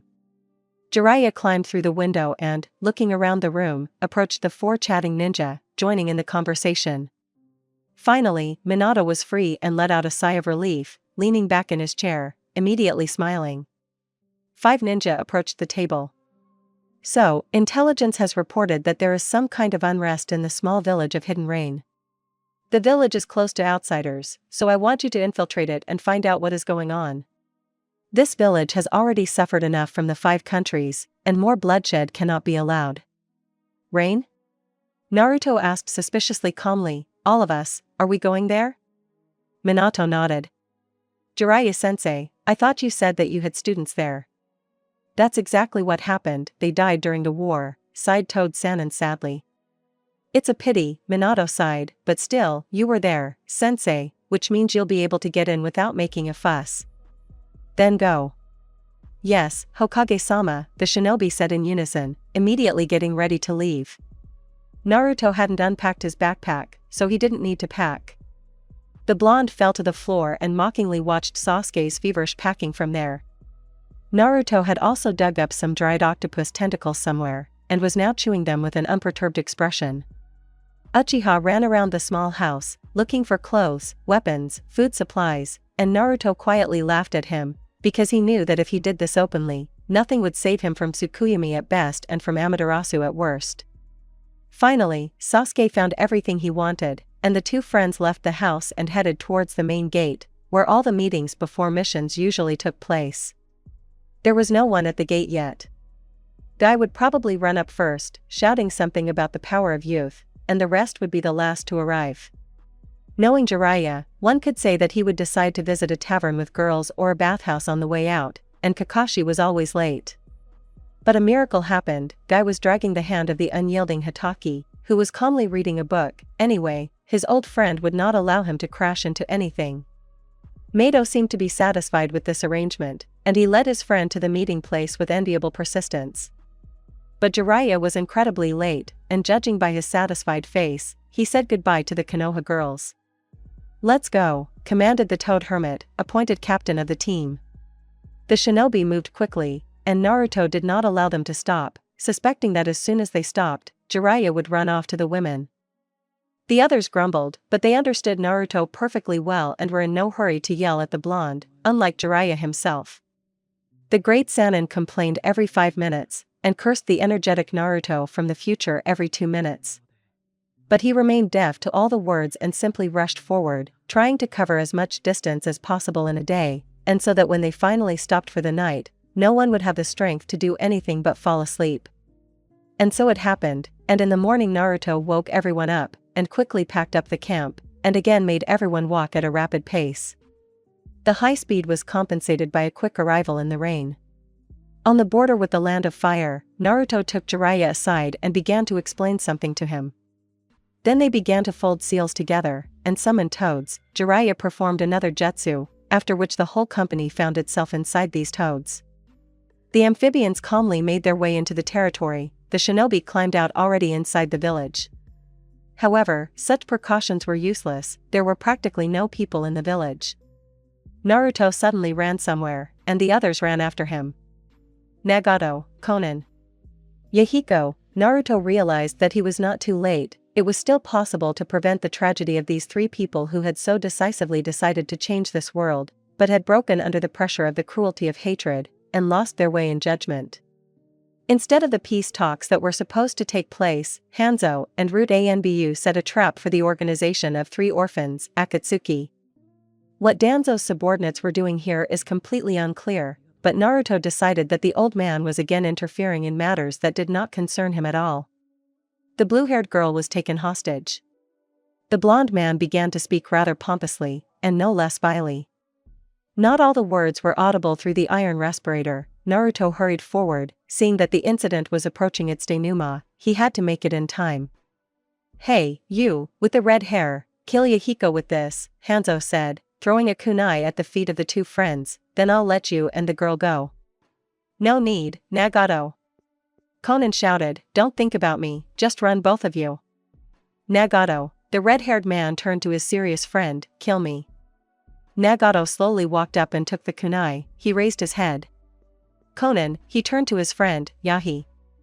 The owner of the Rinnegan saw his friend approaching sharply, who disappeared from his field of vision literally a millimeter before the tip. The blade was knocked out of the red-haired man's hands, and he saw splashes of blood splashing his face.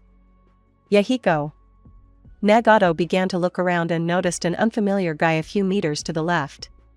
His body was engulfed in yellow flames, and in addition to this, there were black lines, spirals, circles all over his body, and on his neck there were 6 black tomo. Rikudo Sannin? Nagato thought when he saw the engraving depicting the great first ninja. But no, this guy didn't have a Rinnegan, and for some reason his eyes were more like those of an animal, red with a vertical narrow pupil. This guy was holding Yahiko in his arms, completely out of his mind. He was about to die, and such a sudden rescue knocked the red-haired guy off his stride.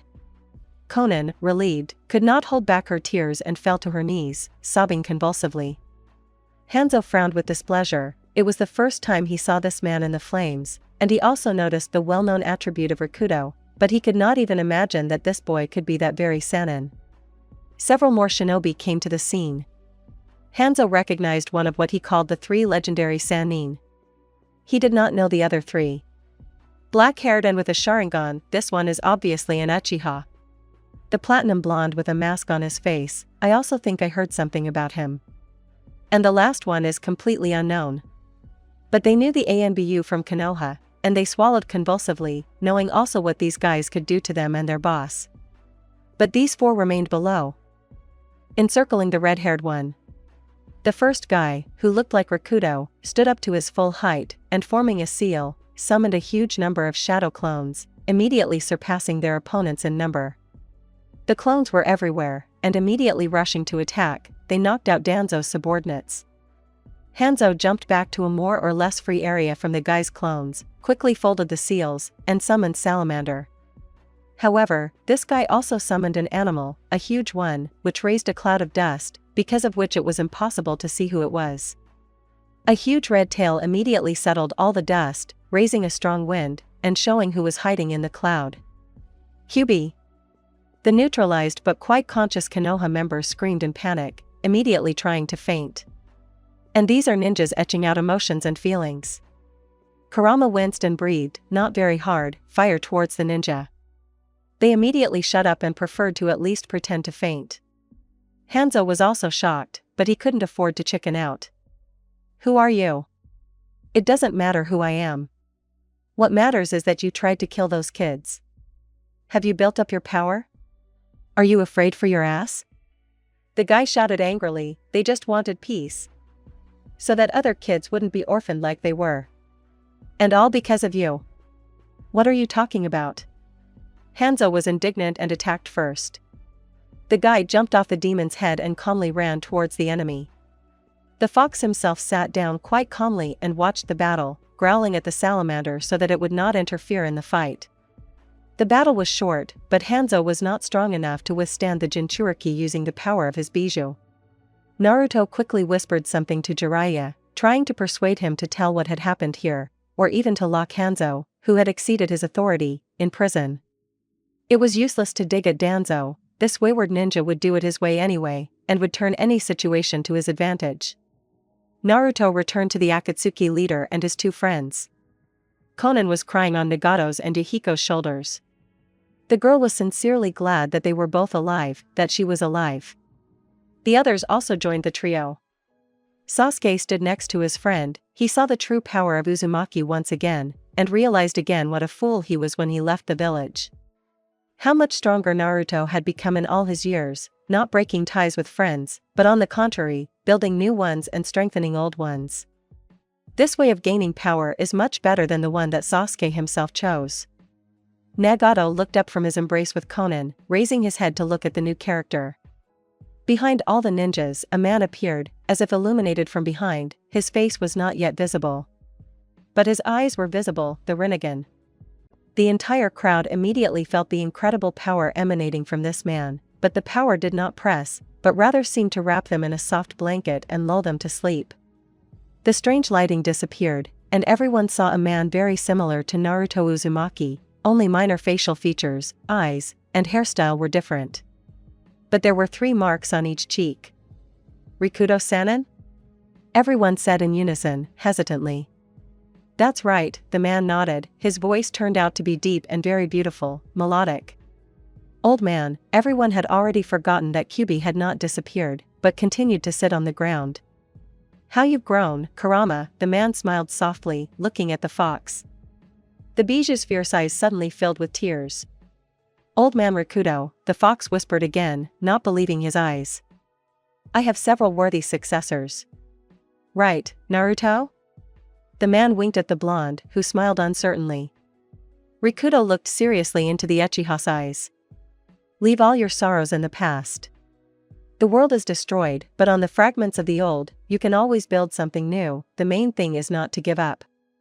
The time travelers listened attentively to the words of the legendary sage, and understood perfectly well what he was talking about. Deep down, all four of them wondered what awaited them next. In this world, you have fulfilled your purpose. You have saved many innocent lives and souls. But you yourself feel that you do not belong to this world and time. The four ninjas hung their heads sadly. Do not be sad. There are people here to build peace. Rikudo looked slyly at the three-range shinobi. Follow the call of your heart. Remember that hatred begets hatred, and pain is answered with pain. This is true. But as Naruto did, having rejected his hatred, he decided to protect his world, his friends not with hatred, but with kindness. He also decided to correct the past. Truly, he has a heart with boundless kindness. Naruto smiled sadly. The compliment was nice, but it was all sad. And now, it's time to return to your world. What about this one? Uzumaki immediately exclaimed, raising his head. This world will remain as you made it, and my descendant Nagato from the Uzumaki clan will help maintain the peaceful flow of life. It's time, Rikudo added quietly, and all four ninja from another world were wrapped in a cocoon of light. Kurama, casting a last farewell glance at the first person who called the Biju his friends and best creations, folded the seals and managed to go back into his golden cage, inside the Jinchuriki. When the cocoons disappeared, there were no more four shinobi. On the huge rocky field, there were only 3 students of their teacher standing next to them. Rikudo also hadn't gone anywhere yet. He was looking at the teenagers and Jiraiya.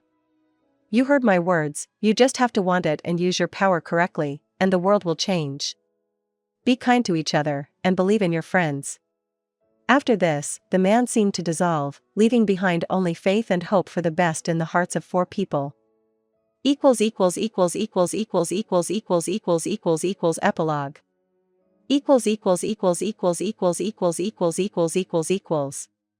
Naruto. The blonde heard a familiar voice, as if from afar. Sakura? The guy opened his eyes with difficulty. Sakura? He asked out loud. Someone stirred nearby, muttered something discontentedly, and hit the guy right in the nose. What are you doing? Naruto immediately flared up. Someone turned around and sat up, looked around dazedly and stopped at the blonde man's face. Sasuke? Naruto? The boys asked in unison. Then, as if remembering something, they began to look around. And there they were, Kakashi and Guy, just like Naruto and Sasuke were now, looking at each other and looking around in confusion. The gazes of all 4 met, and they realized that this was not a dream. They really were in another world, in their past, which has now become a separate story. Naruto. The girl's cry rang out again, and its owner finally showed up. The pink-haired girl ran up to the blonde, not even noticing that their mutual friend and her own lover was sitting next to him. Hello, Sakura-chan. The blonde smiled and fell silent in amazement. This girl continues to amaze him again. Sakura fell to her knees in front of him and hugged him tightly. What tenderness, the brunette said mockingly, but without any coldness in his voice. Will you hug me? Sasuke? Only now the kunoichi noticed the second guy, hesitated a little, and Sasuke himself hugged her. You know, I missed you, he said quietly, surprising the girl. In that world, he realized that without Sakura, a weak and sentimental girl, their friendship is strong but empty. They are team number 7, and there are 3 of them. And Sakura, in the almost forgotten battle on the bridge, showed herself from a much better side, was able to heal Karen from an almost fatal wound. Kakashi and Guy approached, silently looking at the 3 teenagers. They had a lot to think about themselves, and they were also getting used to the fact that their bodies had become 8 years younger. Like Naruto and Sasuke, they were 17-year-olds again. The war is over, Sakura said, hugging her friends. Edo Tensei was completed by someone, no one knows who, and Madara in the mask disappeared. All the summoned ones went to the world of the dead. Itachi completed Edo Tensei, Sasuke said quietly, reliving the episode where his brother had once again acted nobly, forcing Kabuto to cancel the technique. Sasuke himself almost immediately moved to Naruto, thinking to kill him, but everything turned out the way it did. I see, the pink-haired girl lowered her head sadly, but then, just like Naruto, she raised her head and smiled widely. It's time for us to go to Konoha. Sasuke just chuckled cheerfully and stood up, shaking hands with his friends. 5 years later. Hey, Hokage, aren't you going to take a rest? Today is a holiday. The black-haired man in the standard uniform, with a black armband on his left shoulder with an image of a four-pointed star with the Uchiha clan symbol inscribed inside, said mockingly. This man was the chief of the Konoha police force, which was revived after the war ended. Yes, let me finish reading the last report, answered the fair-haired man, in the same standard uniform, except that his pants were dark red. The man was the Hokage, the attributes confirming this post, hung on a hook, under the portraits of the previous Hokage, right under the picture of Minato, the father of the blonde man. The office door swung open and several children no older than 5 ran into the room, laughing merrily. 2 of them, a boy and a girl, were black-haired and looked very much alike. Another boy, the oldest, was carrying his little sister on his back. The boy was fair-haired and blue-eyed, which clearly indicated his relationship with the Hokage. The girl was red-haired and had playful blue eyes. Dad. The children shouted in unison, although they were addressing different men, let's go, it's time for the party.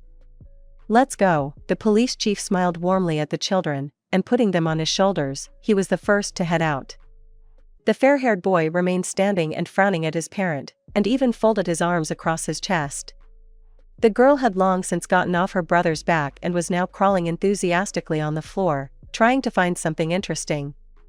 Namiko. The father immediately jumped up from his chair, having lost all the papers on the way, and picked up his daughter from the floor. Ji-chan, where were you looking? The Hokage looked accusingly at his son, named after Jiraiya. Don't call me Ji-chan, the child snapped, are you going to go, hero? The holiday is in your honor. Let's go, the blonde chuckled, picking up his son with his other hand. The holiday was wonderful, if a little sad. At first there was an official part, where they explained why this holiday was happening. The day of the end of the Fourth War. So that everyone who took part in it would remember its horrors, so that those who did not know war would fear its repetition. Then, in the rebuilt fire temple, a service was held to commemorate all the ninja who had ever died, no matter whether in war or on a simple mission. And then the festival took place, where there were various competitions, prizes, delicious food and a sea of fun.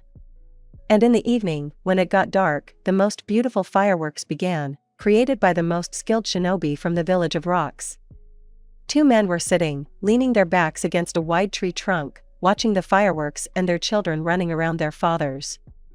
Their wives were sitting next to the men, on a spread-out blanket, chatting about their own, women's things. The women were incredibly happy to have such husbands and children. A red-haired woman, with long, luxurious hair below the waist, in elegant glasses, was just whispering something to her pink-haired friend. A woman with 2 low ponytails on the back of her head, covered her mouth with her hand, quietly chuckling. You know, Rikudo was right, the black-haired man suddenly said, turning to his friend, our place is here.